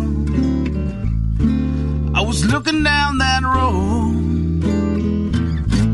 And where were you, baby? I said, where'd you go? So, mama, please. I said, mama, please. I'm begging you, mama. I said, I'm begging you, please. I'm begging you, mama. Mama, please. All right, Big Joe Hurt right here live on the session. Very nice. MySpace.com/Big Joe Hurt. Can people buy the album through there? Is there a link? People can There check is it out? a link on the MySpace and on the website. It's under the store option on the website. Okay. And there's an image on the MySpace that you can click on that'll take you to the same spot. If you like the blues and you like people that aren't white, then this might be the album for you. You know, you got a couple of different musicians. I've seen your band. Yeah. Horsecock's the only white one. Yeah. Yeah, and he plays like a non-whitey. Right. Isn't that how it usually is? Like the kind of fits. The bass player is usually a white dude, and everybody else is ethnic. Yeah. You know, if it's a good band, like in a blues band, like a jazz band. Yeah. I took some of these songs recently out to the Midwest and played in Chicago and played in Indiana, and it's really interesting how when you go outside of California, how audiences respond to music in a different way. You know, here in San Francisco, I was talking to the Cold Hard Crash guys, and they were saying the same thing. Cold Hard Crash. Here, these in LA or in San Francisco, the audiences are a little different than they are in other parts of the country. And I know in Indiana, they were so receptive, and in Chicago especially, even more so. That's an old blues town. So yeah. Really different scenes everywhere. Sometimes you get a little shaken up. Cold Hot Crash has never left Pacheco, so they don't know that yet. They're still. They played at the Great American Music Hall in San Francisco. Just telecommuted, really. Yeah, they phoned it in. It was a they webcast. came right back. Yeah. It was web. Yeah. It was on the web. Yeah. They phoned it in. The webinar. All right, we're going to crack open some Brother Thelonious here in the studio. And we're doing this in honor of our brothers from North Coast Brewing Company. They were on the show a couple of weeks ago, but we also got to hang out with them again in Boonville. And just a couple of cool kids, man. So we had a good time hanging out with the boys from North Coast Brewing Company, and they gave us a couple of Brother Thelonious to enjoy. So we thought we'd have some. Nice. Try to say Brother Thelonious 3 times fast, Doc. Is the Brother Thelonious 3 times fast? Very good. Good work. Good work. Ah, there it is right there. So let's try some of that. Now, do you have any upcoming shows, Joe, that our listeners should know about? We've got quite a few listeners in the L.A. area, so I don't know if you got anything coming up down there. Or in L.A., we have the next one in L.A. is going to be at Universal Studios on the 28th of May. If you're outside of L.A. in like the suburbs of L.A., there's a town called Monrovia. We'll be in Monrovia on the 24th, and north, or I guess that's west, in Ventura on the 30th. And the band's going to take a tour out to Denver, if there's any listeners out in Denver. Oh, yeah. In July. And you can find the dates and places for that on the MySpace page. I'm updating my website. MySpace.com/Big Joe Hurt. Thank you. Yeah. Joe, is this your sex voice or is this your normal voice? Horsecock?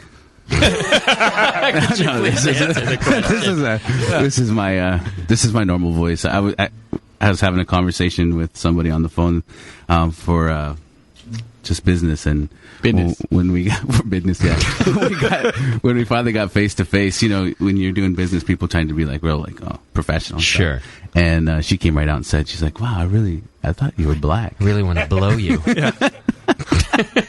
Can you say conditions are perfect? There's nothing on TV.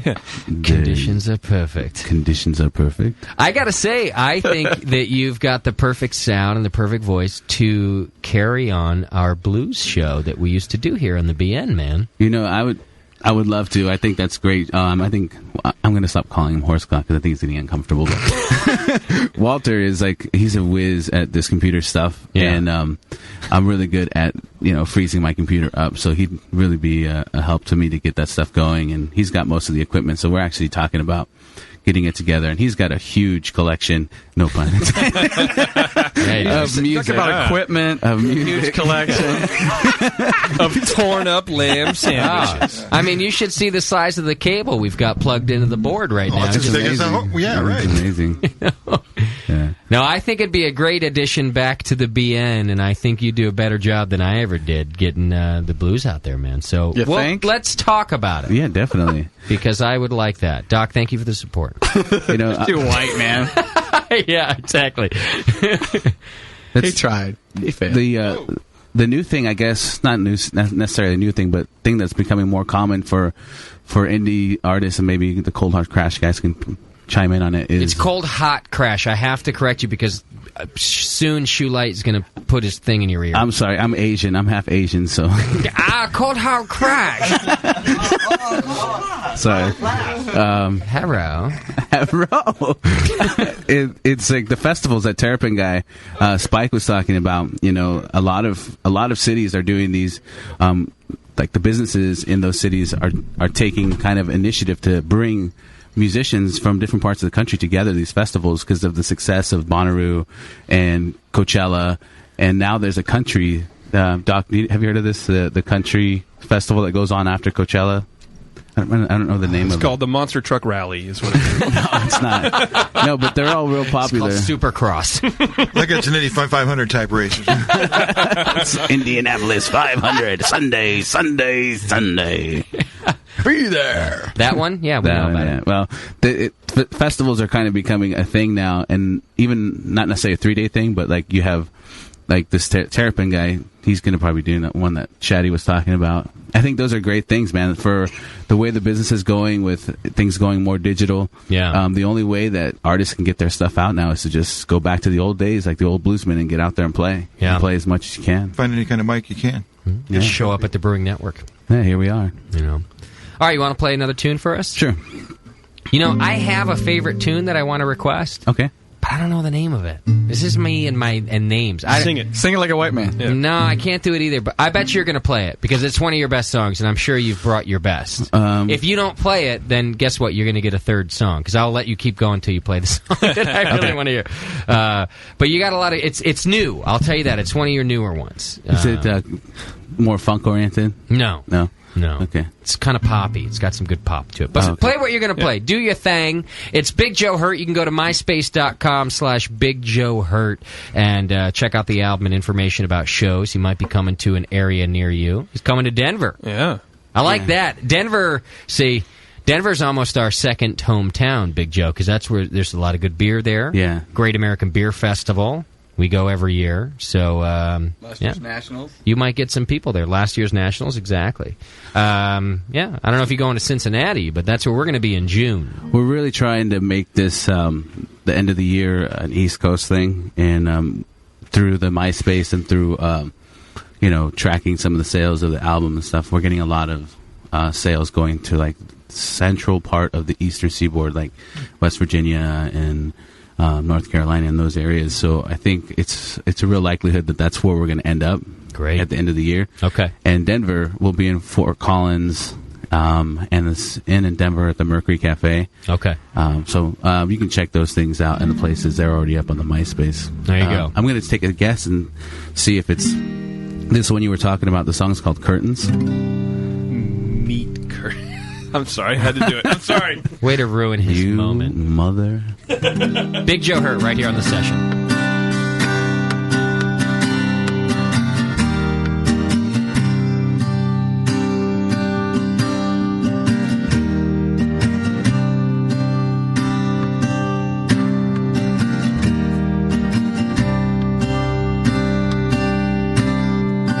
You said this life is weighing on you.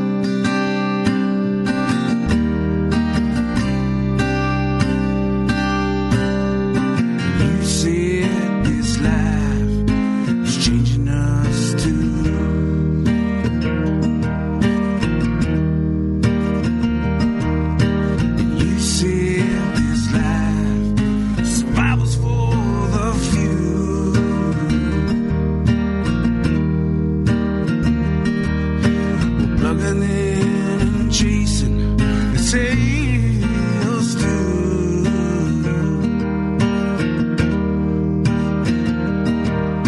It feels like the curtains are coming down on you, and icebergs are melting, the weather's changing too, and I feel like emotions. Well, I feel like emotions. Well, I feel like emotions away, and I feel like emotions away, and I feel like emotions away.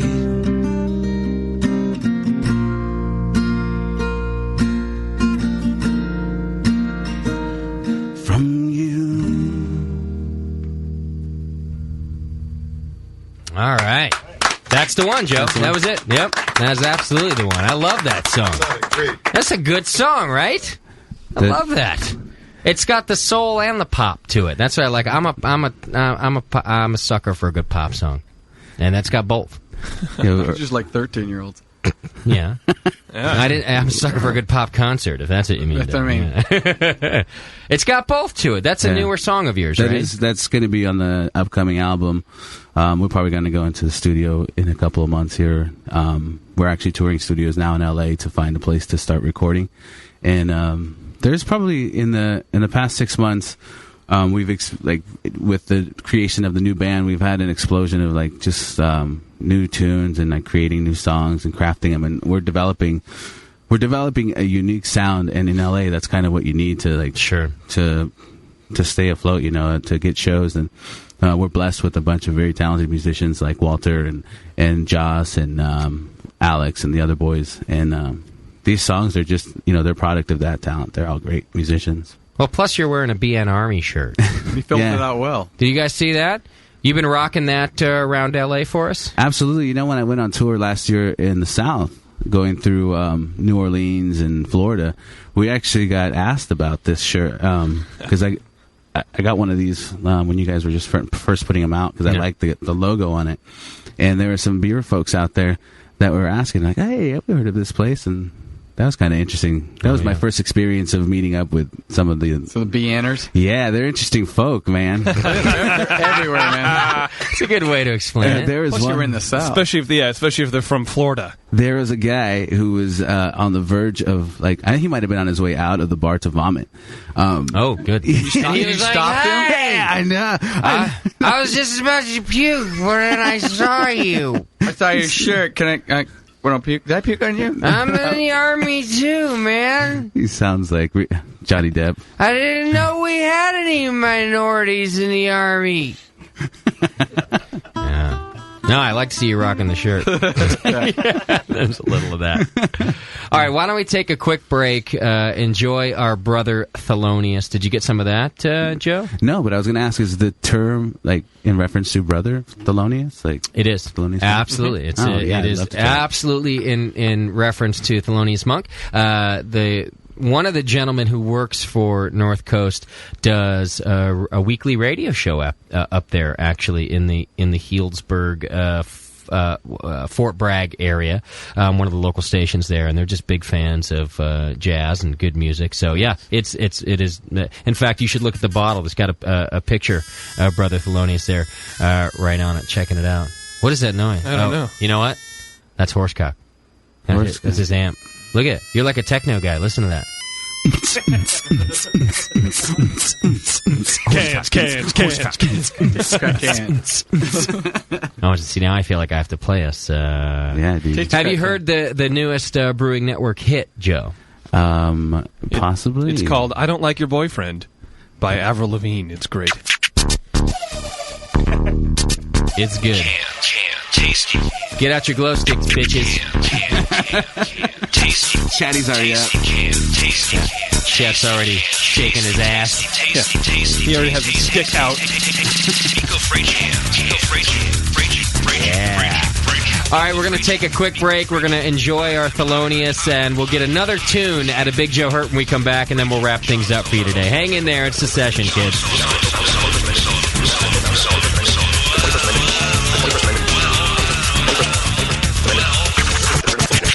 Cans. Sean O'Sullivan, Brewmaster at 21st Amendment Brewery and Restaurant on 2nd Street. Brewery and Restaurant. Well, the neighborhood has really changed over the years. Well. Tasty. Brewery and Restaurant. Cans. Tasty. Cans. That's right. Tasty. Packaged cans. That's right. Hi, I'm Sean O'Sullivan, the brewmaster and co-founder of the 21st Amendment Brewery and Restaurant in San Francisco. Crack open a cold 21A in San Francisco. Crack 21A. Crack 21A. IPA in cans. Crack lager in San Francisco. Lager, pressure. Packaged lager. Pressure lager. What? In San Francisco. Brewmaster in San Francisco. Well, that's right, cans. Tasty packaged. Local neighborhood brew pub. Hi. Well, I'm Sean O'Sullivan. tasty crack cans. Tasty crack cans. Brewmaster and co-founder of the 21st Amendment Brewery and Restaurant in San Francisco. San Francisco. Tasty Brewmaster. San Francisco. That's right, master. Well, that day has come. Every year, June 14th is remembered for many reasons. The U.S. House of Representatives passed the 1937 marijuana tax. Hawaii becomes a United States territory. Boy George's birthday. Margaret Jones was hanged for witchcraft. But this year will top them all. I'm telling you now, this party is gonna rock. It's the Brewing Network's 3rd anniversary party. This is Push Eject, and I'll be there. This is Mrs. Push, and I'll be there. This is Badrock. And Vanna, and we'll be at the BN anniversary party. In search of the unicorn and the rainbow. This is Chris Graham with More Beer. I'll be there. This is John Foster, and I'll be there. Hey, it's Bob. I'm going to be at the 3rd anniversary party for the Brewing Network. This is everyone's favorite German prince. I just wanted to tell you that I, too, shall be at the anniversary party in beautiful downtown Napa. Come celebrate 3 years of live beer radio at Downtown Joe's in Napa, Saturday, June 14th. Hey, it's Code. I can't make it to the anniversary party, but if you wouldn't mind, leave your computers on for me, will you? Don't miss it. What have you gotten out of a vial of White Labs yeast? WLP 001, Cal Ale, baby. 23, Burton Ale. 008, East Coast Ale. Cal Common, WLP 810. It's gonna be WLP 400 with beer. I got a sweet hoodie for my vial. Huh? White Labs, your source for great brewer's yeast, would like to invite all homebrewers to join the White Labs Customer Club. Redeem your empty vials for great White Labs merchandise and products. Free yeast, glassware, t-shirts, baseball caps, sweatshirts, polo shirts, and you won't believe what you'll get for 5,000 vials. Members also receive a newsletter packed with White Labs updates and facts, interviews with professional brewers, brew your own clone recipes, beercook.com recipes, and customer club stories. The White Labs Customer Club. Save your vials and get in the club. White Labs. It's all in the vial.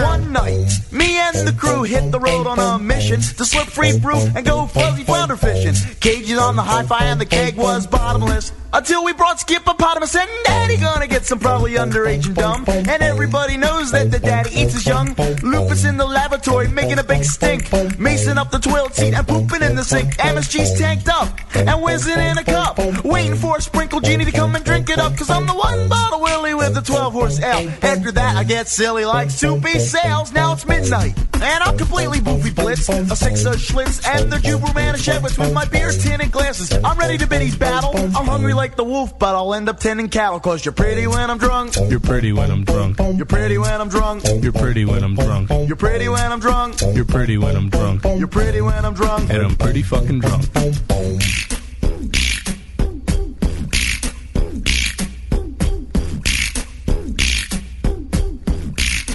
Here she comes.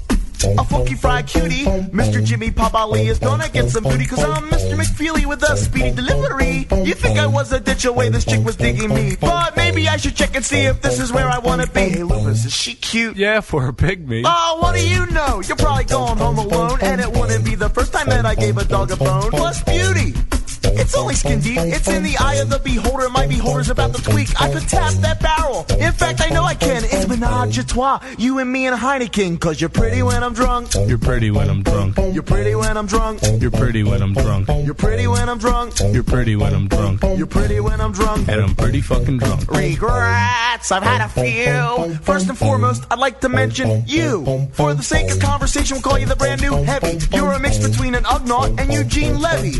You can call it Big Bone, I prefer to call it Gut. You're Buddha, you're Shamu, you're Jabba the fucking Hutt. You had harpoon start, and your boobs were hairy. I smelled tuna melt, but I wasn't gonna worry. It was 3 a.m., and I wasn't getting squat, so I rolled you up in flour and aimed it for the wet spot.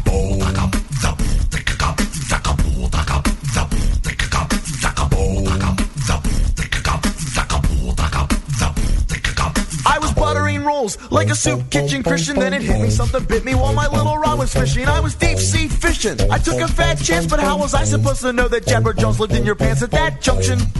I came to realize that only Frank Purdue likes thighs that size. Fatty, fatty, boom-a-latty. I gotta lament that you were not a girl. You were an experiment. Cause you're pretty when I'm drunk. You're pretty when I'm drunk. You're pretty when I'm drunk. You're pretty when I'm drunk. You're pretty when I'm drunk. You're pretty when I'm drunk. You're pretty when I'm drunk. And I'm pretty fucking drunk. You're pretty when I'm drunk. You're pretty when I'm drunk. You're pretty when I'm drunk. You're pretty when I'm drunk. You're pretty when I'm drunk. You're pretty when I'm drunk. You're pretty when I'm drunk. And I'm pretty fucking drunk.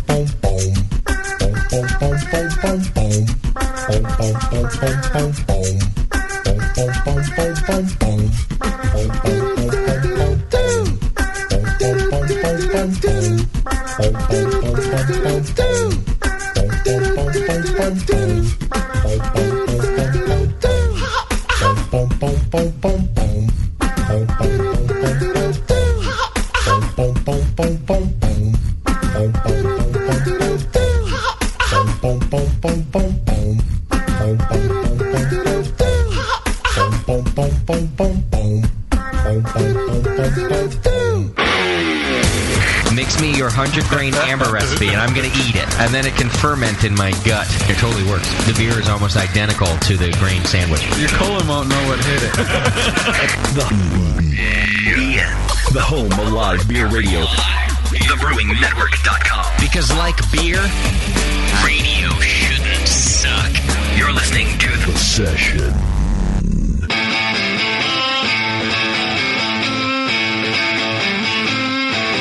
you're listening to the Brewing Network. Because like beer, radio shouldn't suck.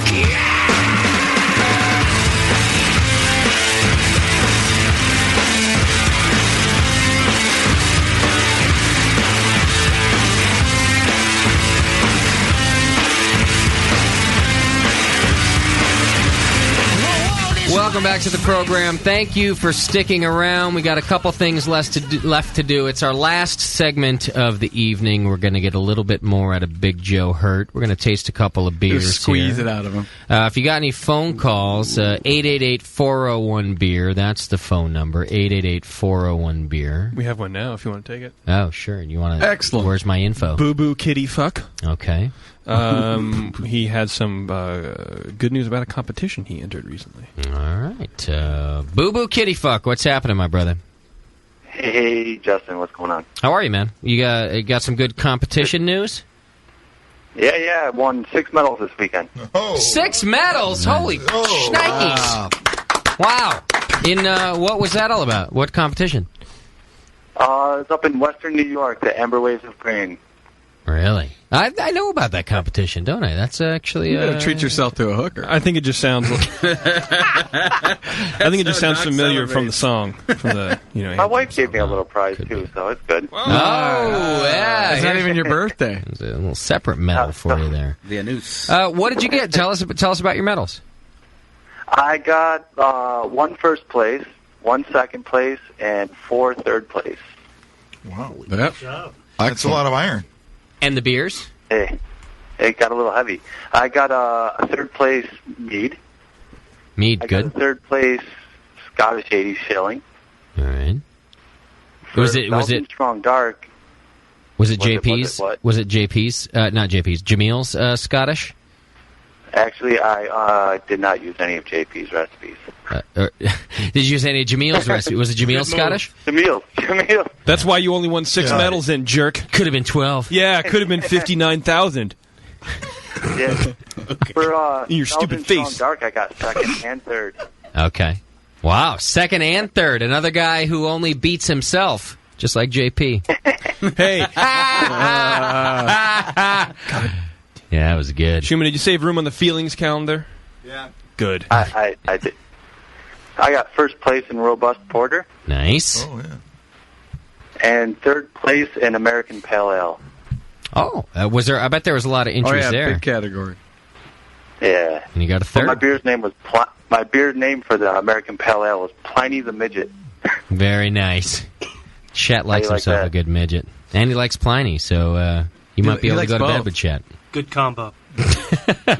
Congrats, man. That's fantastic. I love to hear that. Yeah, good job. All right. That's a lot of work. And Thank you. now, do you have your own club? Did you enter into the Brewing Network? I wanted to enter into the Brewing Network, but since Jamil doesn't do it, I had to go with the local. Yeah, we understand that, yes. Should have entered under Quaff. You know? Yeah. Hey, enter under Doze. It's not your fault. Enter under Doze next time, please. Yeah, please. They need some. My brother actually entered under the Brewing Network, but they didn't put the Brewing Network up when he won. He got first place for Dry Stout and third place Best of Show. What did they put up instead? BJ. Nothing. They just said no club. What the fuck? But he wrote down the Brewing Network? Yeah. Hey, we are an AHA-sanctioned club. I spoke to the AHA last week, and we are fully sanctioned. So I might need a phone number to have a little talk with these people. The confab. You can't just pick and choose which club you're going to mention, can you? Hey, I know all these guys want me to go around and kick them all in the balls. Yes. It's done. Good. I mean, seriously, you can't just go around saying. I mean, what if they didn't like Doze? Doc, how would you feel? How would you feel if they said, "Oh, I don't like Doze, so I'm not going to read that Doze was their club"? You'd be angry. I'd be slighted. Well, you should feel slighted right now too. Yes. And I do. And I do, except I'm just a lot more peaceful about it. I don't know what they're thinking. I just took a bunch of shrooms, and I'm feeling. We could have the troops go over there. We should. We've got the whole Southern Division. Don't make me send in the Southern Division. I'm surprisingly calm from my eyeballs melting out of my face. Don't make me send in the Gulf Coast region. They're the tough ones. I'm gonna tell you right now. They got backup. Yeah, they went through Katrina. Oh, who's that? She's hot. Yeah. Just tell you that right now. She used to be anyway. Just run right through her. Until the BN went through her. Well, congratulations. I guess that's the important part. I don't have to be so upset about the BN. Yeah, I like how you turned it to you. It's always about me. I'm like the Tyra Banks of beer radio. It all ends up about me. As it should. How could they not do it? You know, I'm black also. All right. That's enough. Well, good job, my friend. Thank you. Okay. All right. Keep it strong, babe. And you get drunk of the week, too. Does he? Are you hammered, He's the only one Bubba? that called in. Yeah, I don't think he gets drunk. I did have a 3 Floyd's Behemoth tonight. Just one? Well, yeah, just one. Pussy. You got some work to do, sissy boy. All right, thanks, brother. Awesome job. Have a good one. Yeah, really good job. That's fantastic. All right. Another round of applause for Boo Boo Kitty Fuck. That's a lot of medals. And then also for a great name. Yeah, let's give him some more. Did he put that on... the entrance form? Yeah. And especially if and one more medal for Boo Boo Kitty Fuck. Yeah. And by the way, it's not profanity if it's somebody's name. Right. All right. It depends on how you just say it. Boo Boo Kitty Fuck. Just do it. Do it just quickly. Yes. It's really not so bad. All right. So we were talking about doing at the break. Big Joe Hurt wants to give away an album, which I think is a great idea. So one lucky listener is going to get a free Big Joe Hurt album. And I think we should do it by caller. actually. And we can either do a caller number, or we can come up with some sort of thing that they have to They have call to name the in song. and say, Joe, you got get on the microphone there for me. We could see who the first caller is to name Walter's nickname. Oh, okay. We could do that. Although, come on, you guys got to know that. That's easy, isn't it? No, how about they name the song? All right, yeah. They listen through it? A guess? Yeah, well, or they can Google it. Okay. All right, so we'll go with that. Correct name gets a free album, 888-401-BEER. Do I got to take this call before we do it? Yes. Who do we got?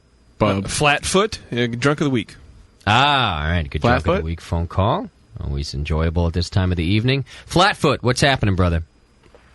Oh, man, I'm calling for Drunk of the Week. Where are you calling from? My basement. Farmington Hills, Michigan. Michigan? Yep. Youper or troll? I'm a troll. All right, that a boy. I like trolls. You play World of Warcraft too? Different, JP. Oh, you know what? I have a very addictive nature. If I get on the video games, I can't drink my beer. Same. I'm the same, man. I can't. You gotta have your priorities. I gotta stay away from those things. I'll get sucked right in. You can tell Flatfoot's at least over 50 because he calls it the video games. I can't play the video. Well, though I do that too. And, yeah, but you're an old man. Computer. Yeah. The pot. So, all right, tell us about your drinking prowess this evening. Well, I started out with I have a Munich Helles on tap. It's a 5.3%. Had 4 22 ounces of that. Then I switched to a bottle of wine that I was talking about earlier. This old man made it, and he makes wine. He keeps adding sugar until it stops fermenting. Oh. Ouch. So he makes hooch. It's got legs like you wouldn't believe. So I'm thinking about a 17%. You could run your car on that stuff. Great.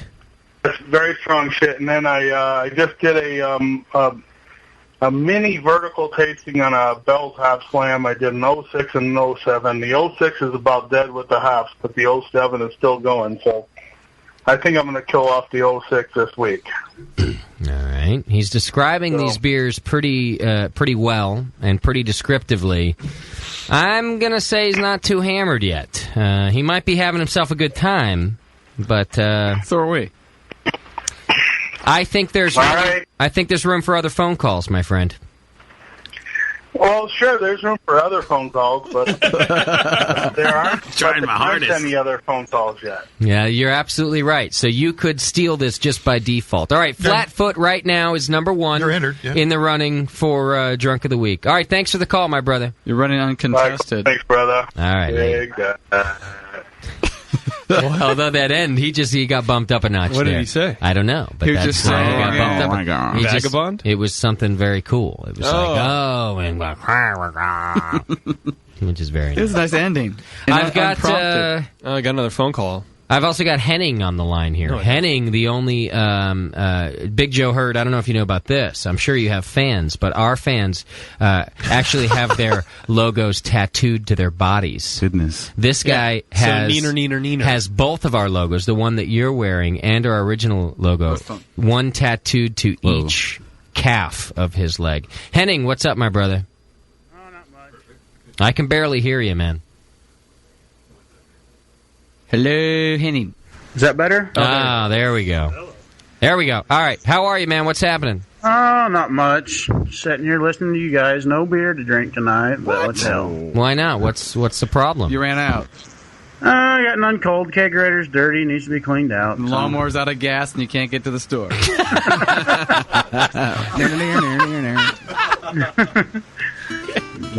Yeah. All right. Anything else going on? So I guess you're not calling in for Drunk of the Week. Oh, no.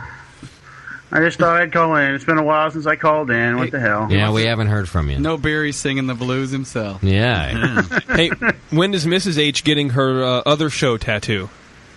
I thought I told you, JP, She as soon as you fly Raul in for the anniversary party. Oh. That'll happen.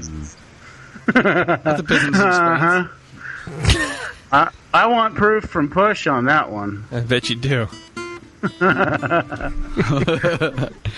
All right. Well, where are we going to see you this year? At the Great American Beer Festival?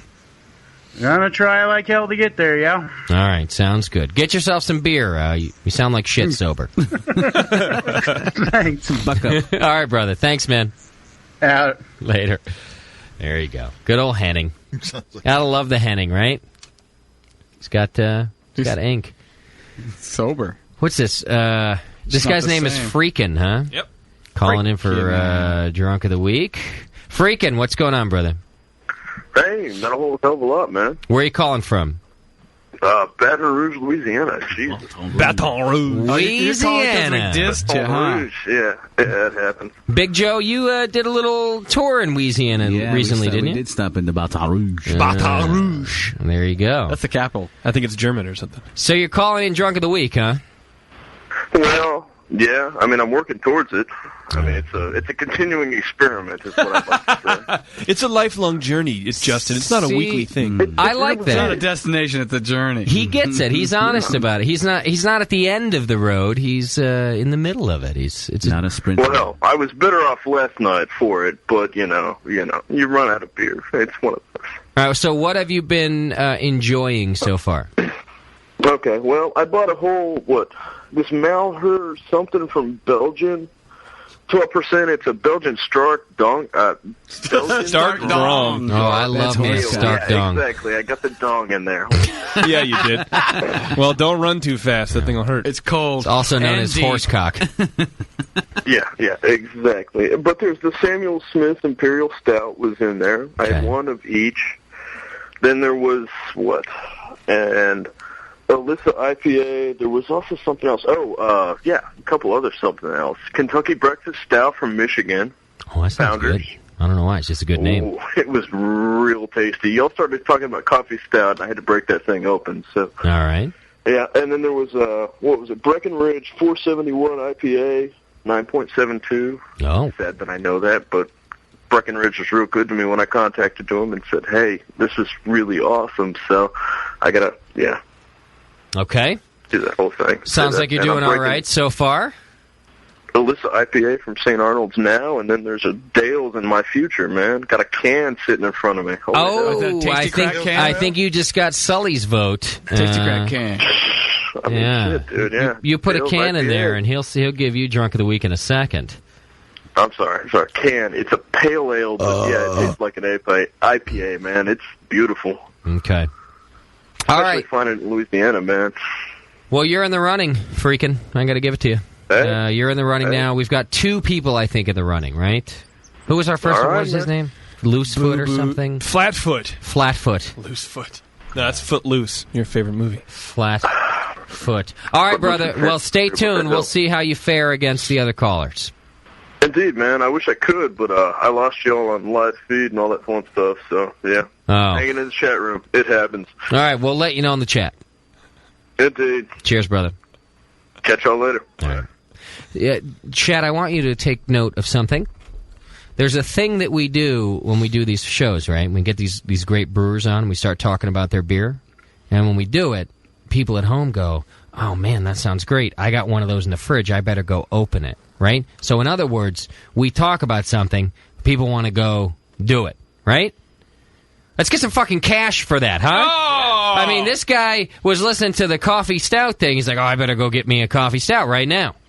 Everybody with coffee stout? So let's start letting our sponsors know and our potential sponsors know that our folks are out there going, hey, man. Yeah. That sounds really good, and then they go out and buy it, and then it equals cash, according to Shat, the producer's white message He's board. done some higher math to get that, I think. Yeah. I think he just had to do a little algebra to give me that message. He's fast. Yeah.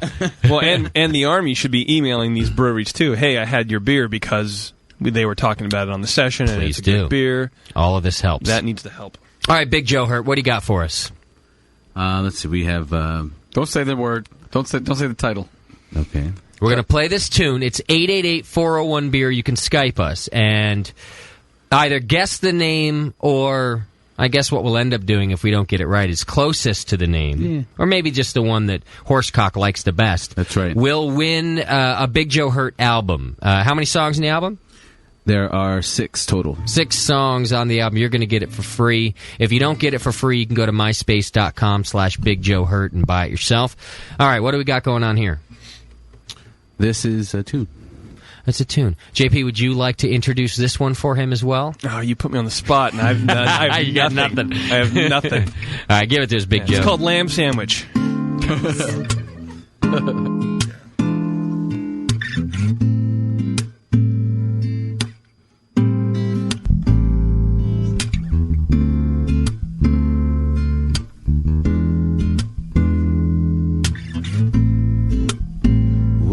It's a shakedown, a breakdown, and I'm losing my mind. And I know I can't live without you. I've been chasing my tail around this town and thinking about the good times. And I know I can't live without you. So lean in, baby, 'cause I'm whispering to you. Sing of love and all the flowers in the world. And in your arms, it's all I can do to hold on to you. And I just know I can't live without you.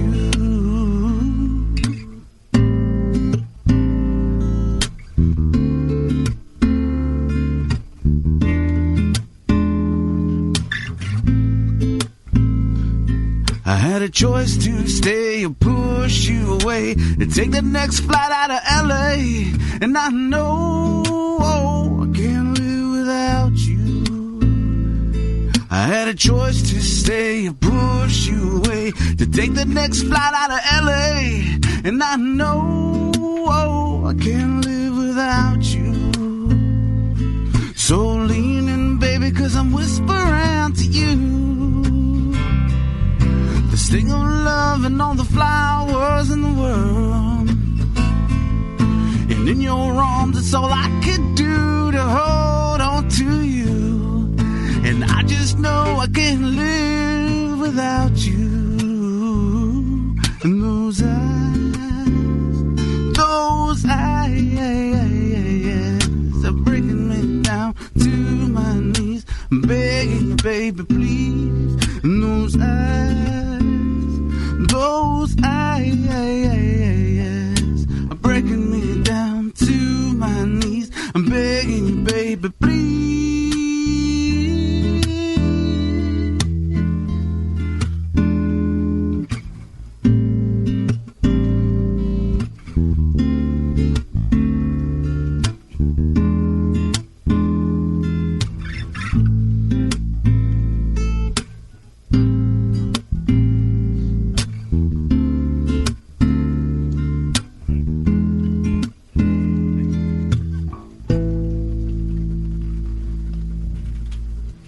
Big Joe Hurt, everybody. Thank you. All right, you're on the session. All right, we're taking callers now for people with the correct name. We got one on the line now. Did you keep him on hold? No. Or okay, he went away. Did he give you his guess? He thought it was Lamb Sandwich. Lamb Sandwich. Is that the name of the song? No.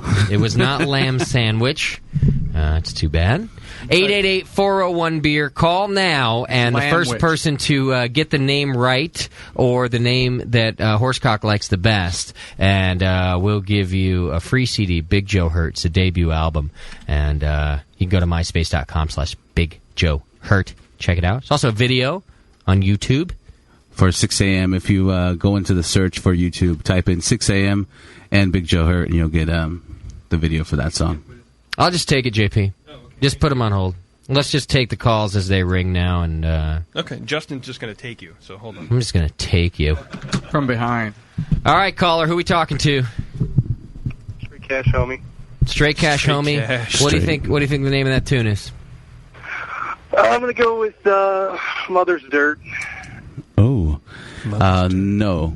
That's not Mother's Dirt, but... That's one of the tunes. Is that one of the tunes on the album? That's one of the tunes on the album, yeah. It's the second track. It has it features Boss Hogg from WCS.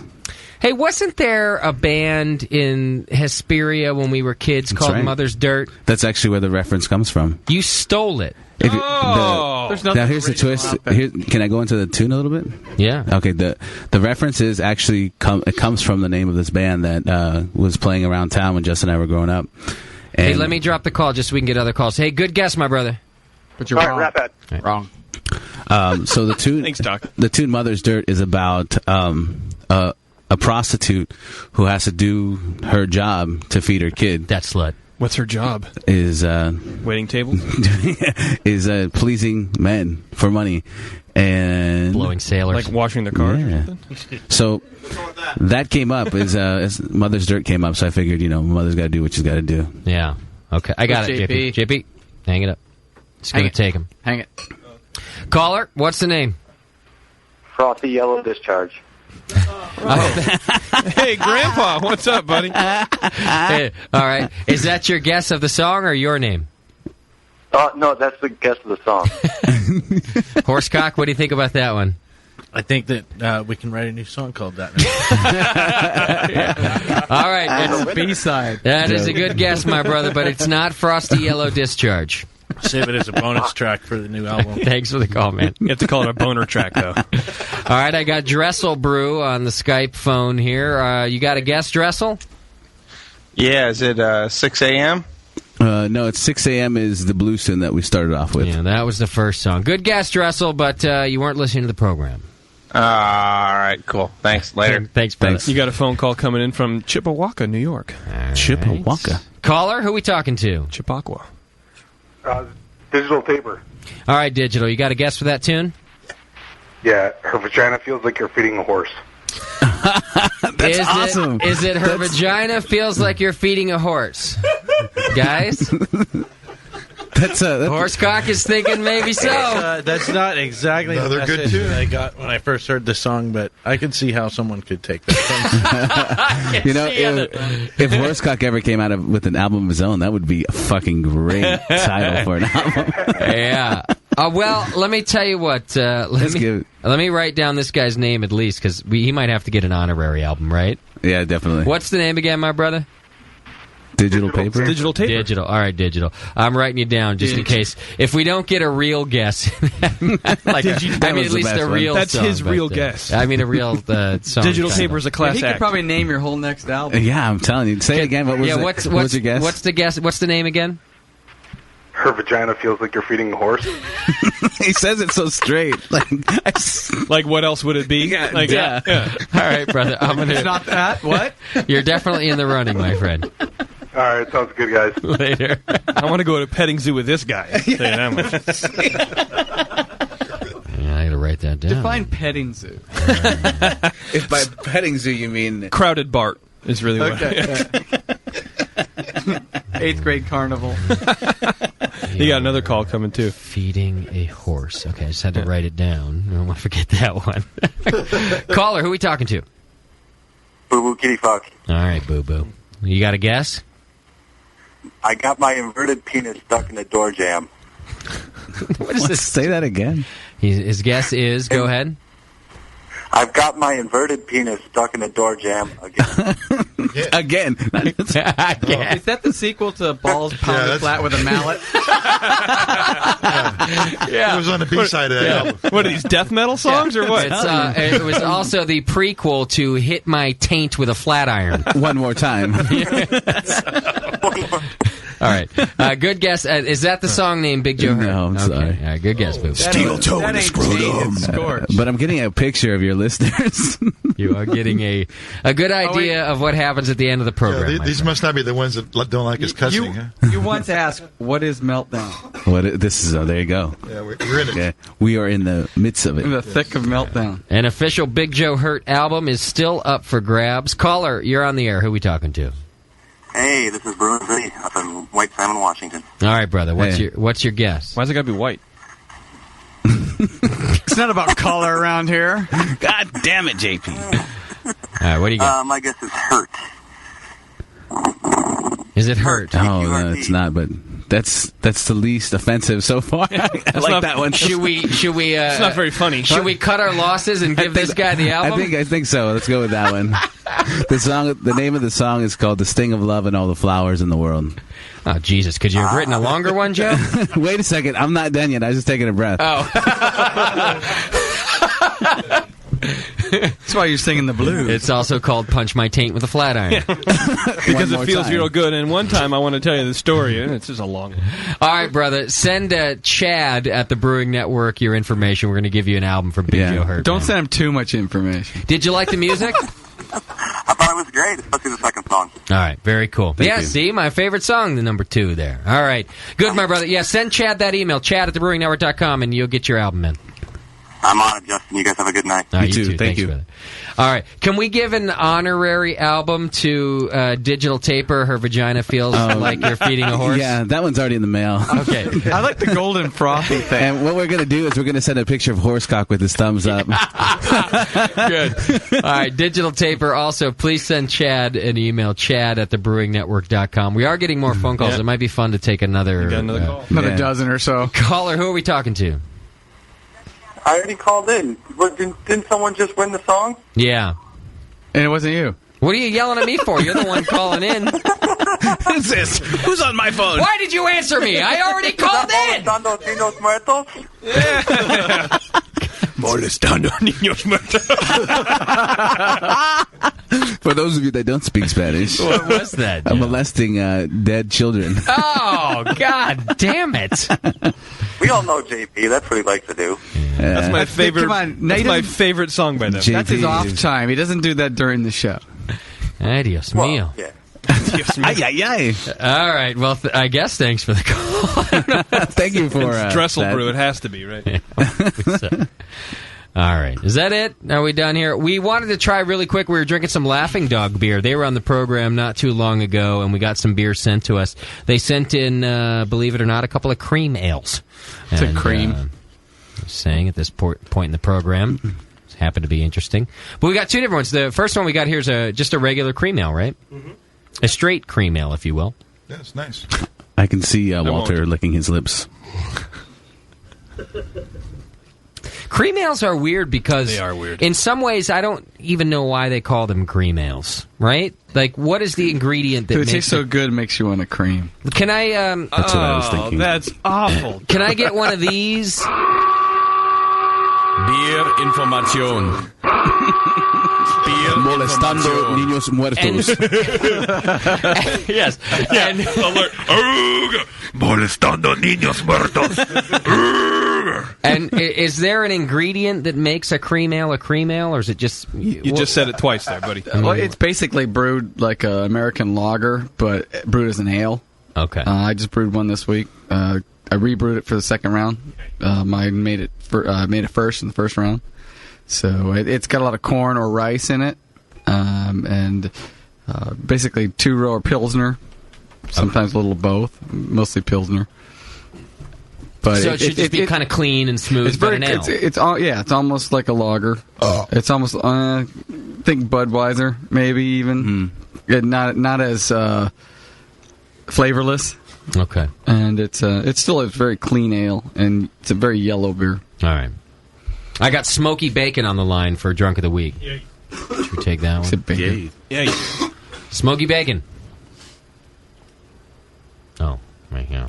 Smoky Bacon, you there? Yeah. Where are you calling from, brother?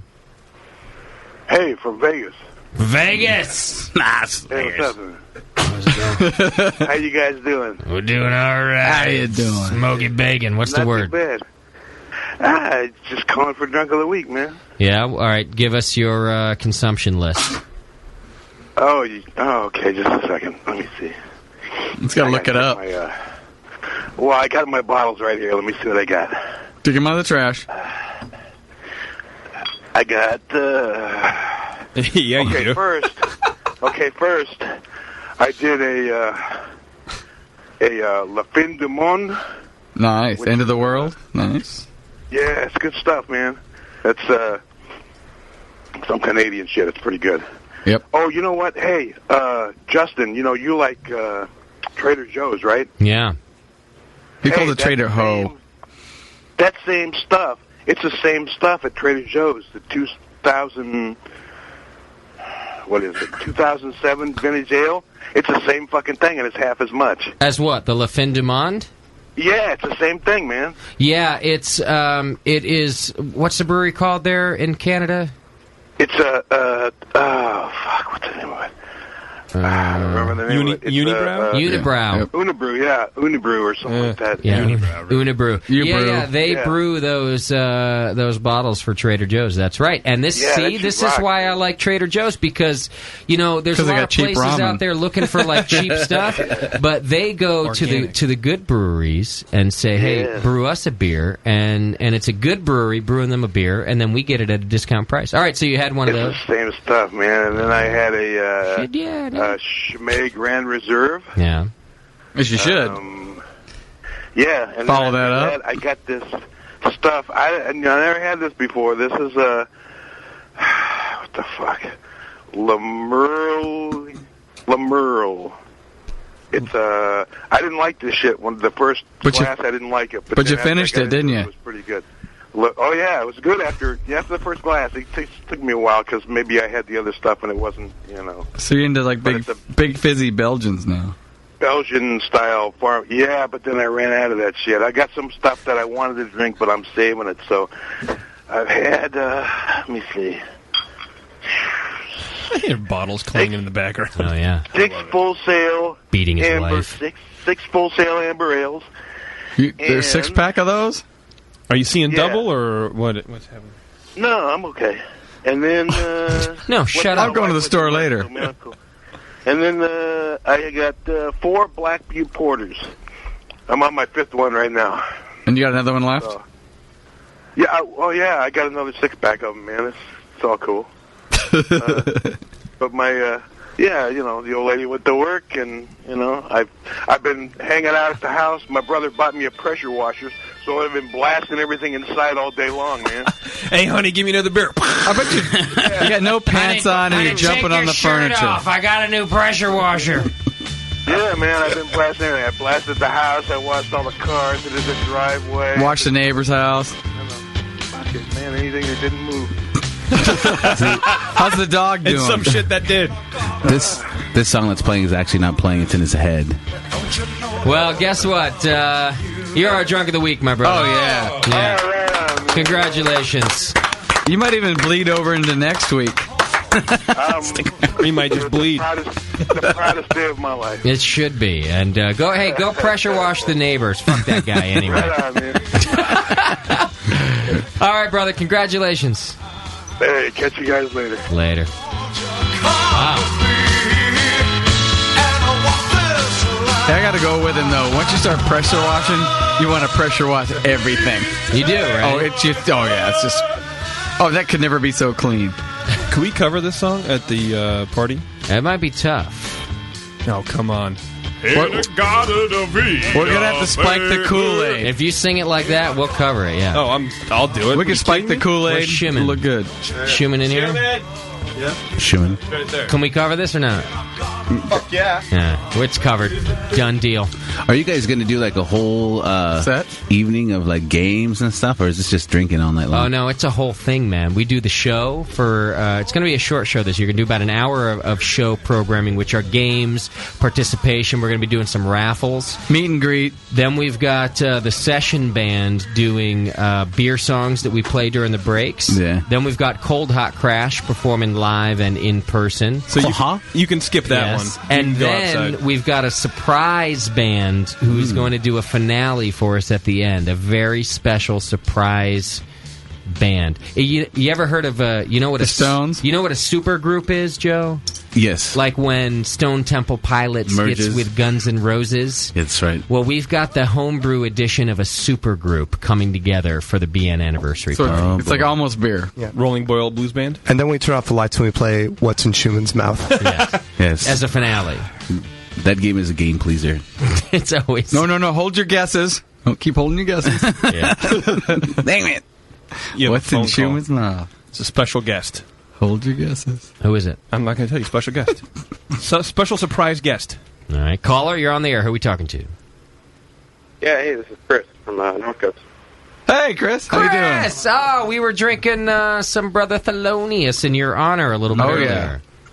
Yeah, I heard about that. Keep getting shout-outs tonight. Of course. First it was the Old Rasputin, and then the last called in. I was wondering if you were listening. See, Doc, you missed out because you only came in for the day, but we were chilling with Chris and Morgan the whole weekend, man. Camping out, sharing beer, partying, raping bitches. Well, wait. You know, you're still hurting today from last weekend. It was rough. Chris, how bad were you when you got to work? He's young. He's probably all good now. On Monday, were you hurt? Okay, actually. Oh, Jesus. On the pussy. Yeah. No, he's young. He's got a big liver. How old are you, Chris? 22.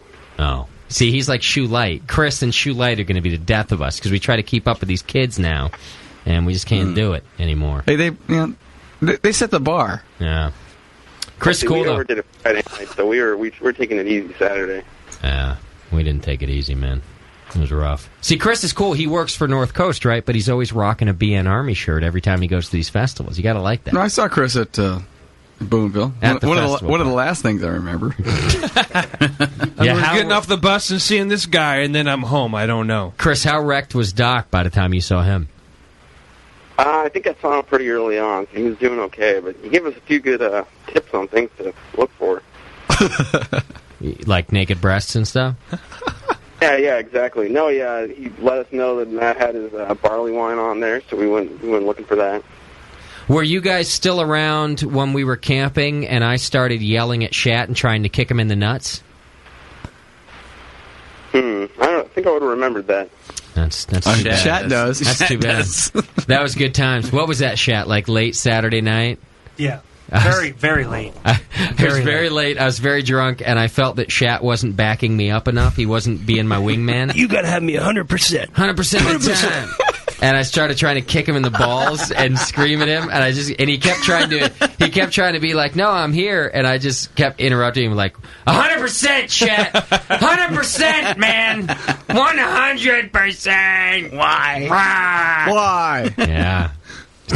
I was there when he was throwing peanut M&Ms at you. Oh, that was great. See, that's what started it. See, I don't think he knows that. Don't tell him. No, I remember all that. Oh. That's what started this whole thing. Is that I'm trying to have a good time and Shat's fucking chucking nuts at me. If I had a dime for every time I heard that story, I'd have. Well, 10 Schumann cents. always likes it. I figured you would. You thought I So, Chris, when are you coming back in the studio? I don't know. I'd like to get down there soon. Let's get Shat working on that, because you guys were awesome in the show. Chris is coming to the anniversary party, right? Yeah. Yeah. No, he told us at Boomba he's going to be down there. So you guys get to meet Chris in person. And is Morgan going to come down with you too, or what? I'm not sure. I'll work on that.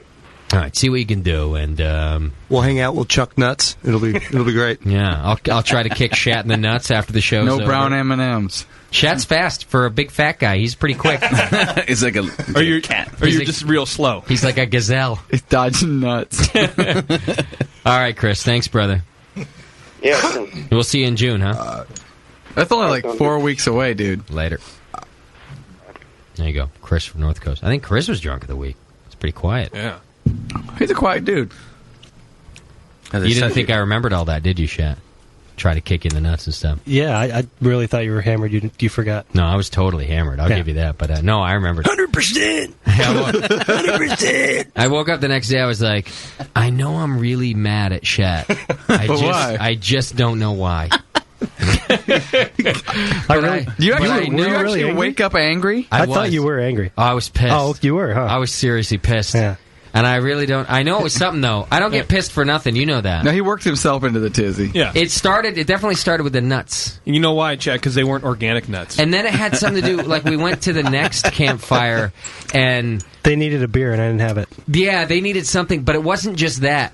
Because that would have been fine. It wasn't that. It's that it was something like I said, "Hey, Shat, you ought to help these guys out," and you knew what I was talking about, and you did something like, I don't know what the fuck you're talking about. And I just felt like a big dope, and then I just decided I was really pissed at Shat from there on. And Shat comes up to try to say, like, hey, it was just a misunderstanding, and I think I just started trying to kick him in the balls 100%. for the next, 5 minutes. 100%. You got to be with me 100% of the time. So, Shat, that's your new nickname. 100%. 100%. 100%. That's Producer 100%. 100%. Doc, good call, my friend. That's like a hip hop name though. Yeah, it is. Plus some gang signs, man. Shatty. 100%. 100% Shat. You got me? 100%. And then I think I just stormed off into the blackness. I was very dramatic. I was very emo. There were black chicks up there? No. You threw your scarf over your shoulder. I threw the rose. Threw the rose off of my hat. And I said, 100% Shat. Shattic. You're through. You're finished. My white tight pants and my salmon pink shirt. Let's get out of here. If you stuck with us this long, you get to hear a very special announcement. Back by popular demand, and because Jameel is so generous with his time, signed Brewing Classic Styles are back in the Brewing Network store. You can get the book of the year, possibly the book of the decade. We'll see what happens. I don't know. Someone's better come up with a pretty damn good book. Yeah, Chad and I might write a book. The Bible. And you know, they'll all be personalized. If your name is Home, then it's yours. Brewing Classic Styles, signed by Jameel Zainasheff himself. Available back by popular demand in the Brewing Network store. And also because Jameel's generous with his time. and he's got the feeling back in his hand. Yeah, he can do it again. So go to the Brewing Network store right now and buy your copy of Brewing Classic Styles. Already have one? Buy one for a friend. You already know Limited edition. It's a great resource. It is a limited edition, but it's back in the store for a limited time. So buy it now. Next week, Shat, what we got going on next week? Next 100%. week, we are doing some listener tastings, NHC beers. Gary Glass will be on the show. That's right. Should be a great show, man. We got a great homebrew show Is it next Memorial Day next weekend? Jay-Z, the Pope, will be in studio. It is. Does that mean you're not with us, Doc? Yep. You're gone? I'm actually going to be at Paxy's house doing got to do it. But son of a. I could really use Paxi here too.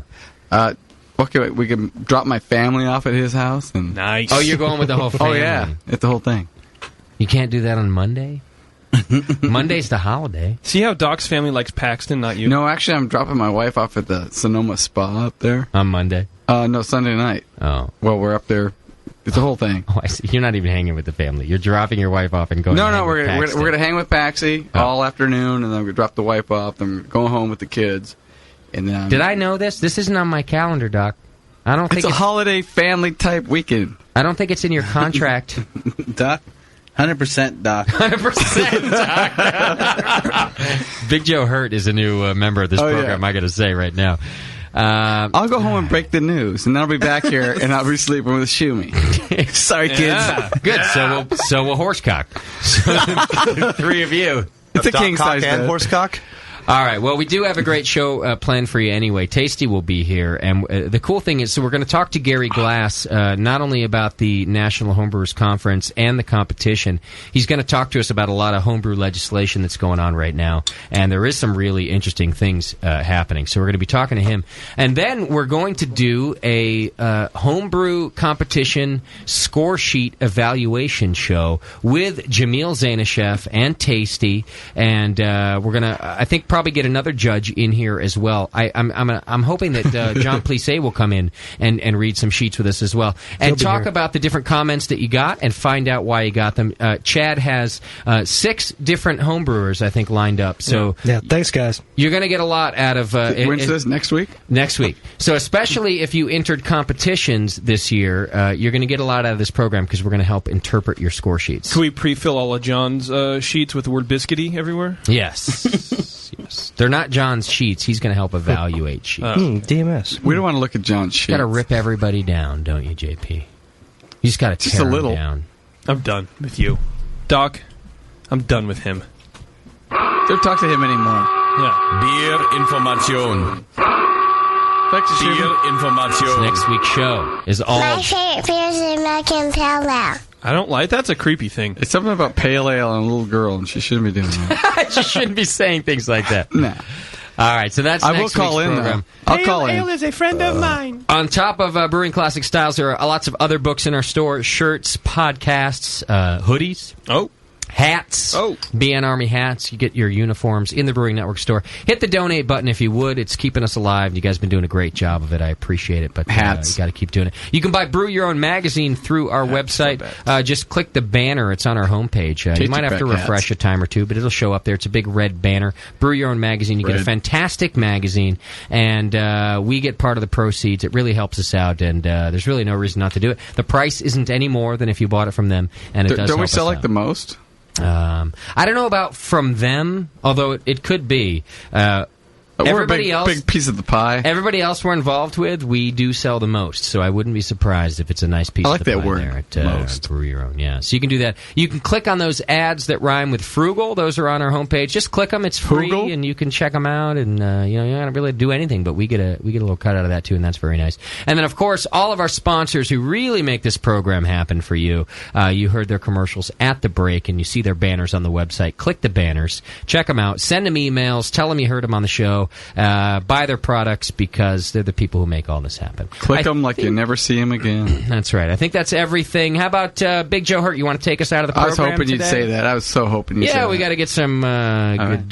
take us out. Get us out of here. Big Joe Hurt and Horsecock. You can go to myspace.com/Big Joe Hurt. Find out their show updates. You can get the album there. And hopefully Joe will come back. Joe, are you coming to the anniversary party? Yeah, I'm going to try to make that. Actually, I'm going to try to bring up some folks from the L.A. area. You are? Yeah. I'll tell you what, I might be able to find a spot for Big Joe Hurt in the lineup if he makes it to the anniversary. Can you fit in Horsecock into the lineup? That I don't. Squeeze him in there? Is the stage big enough have to be for a horse in there? Yeah. You might have to bend over backwards. Oh, my goodness. And Carlos, you're invited, but only if you bring your hot girlfriend. All right. And he will be too. Great. Oh, Joe, Big Joe Hurt joining the program. Oh, you're so here, dude. All right, thanks for tuning in, everybody. Really appreciate it. Thank you to Spike from Terrapin Brewery. Great brewery, great dude. Thanks for spending some time with us today. Go to terrapinbeer.com. Big Joe, take it away, my friend.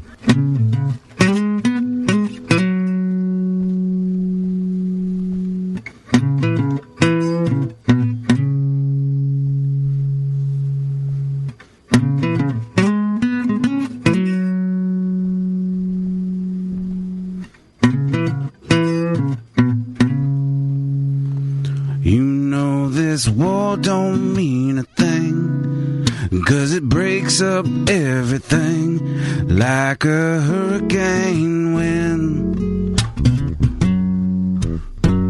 And it's love that makes you sing, and it puts up a sting.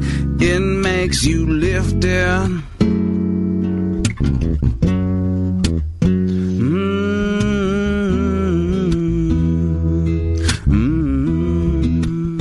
So kiss the wind and blow the blame.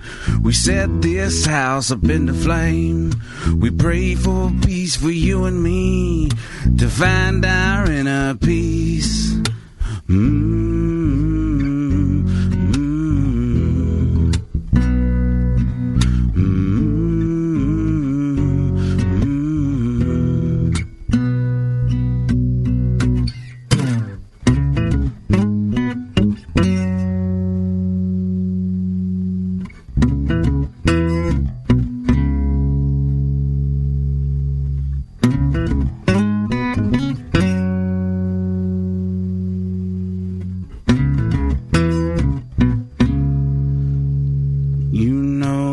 Buildings were set free by rubble and debris, 'cause that's how it's supposed to be.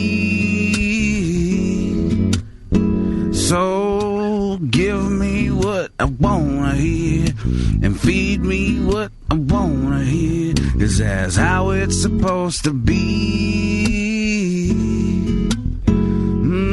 So kiss the wind and blow the blame. We set this house up into flame. We pray for peace for you and me, to find our inner peace.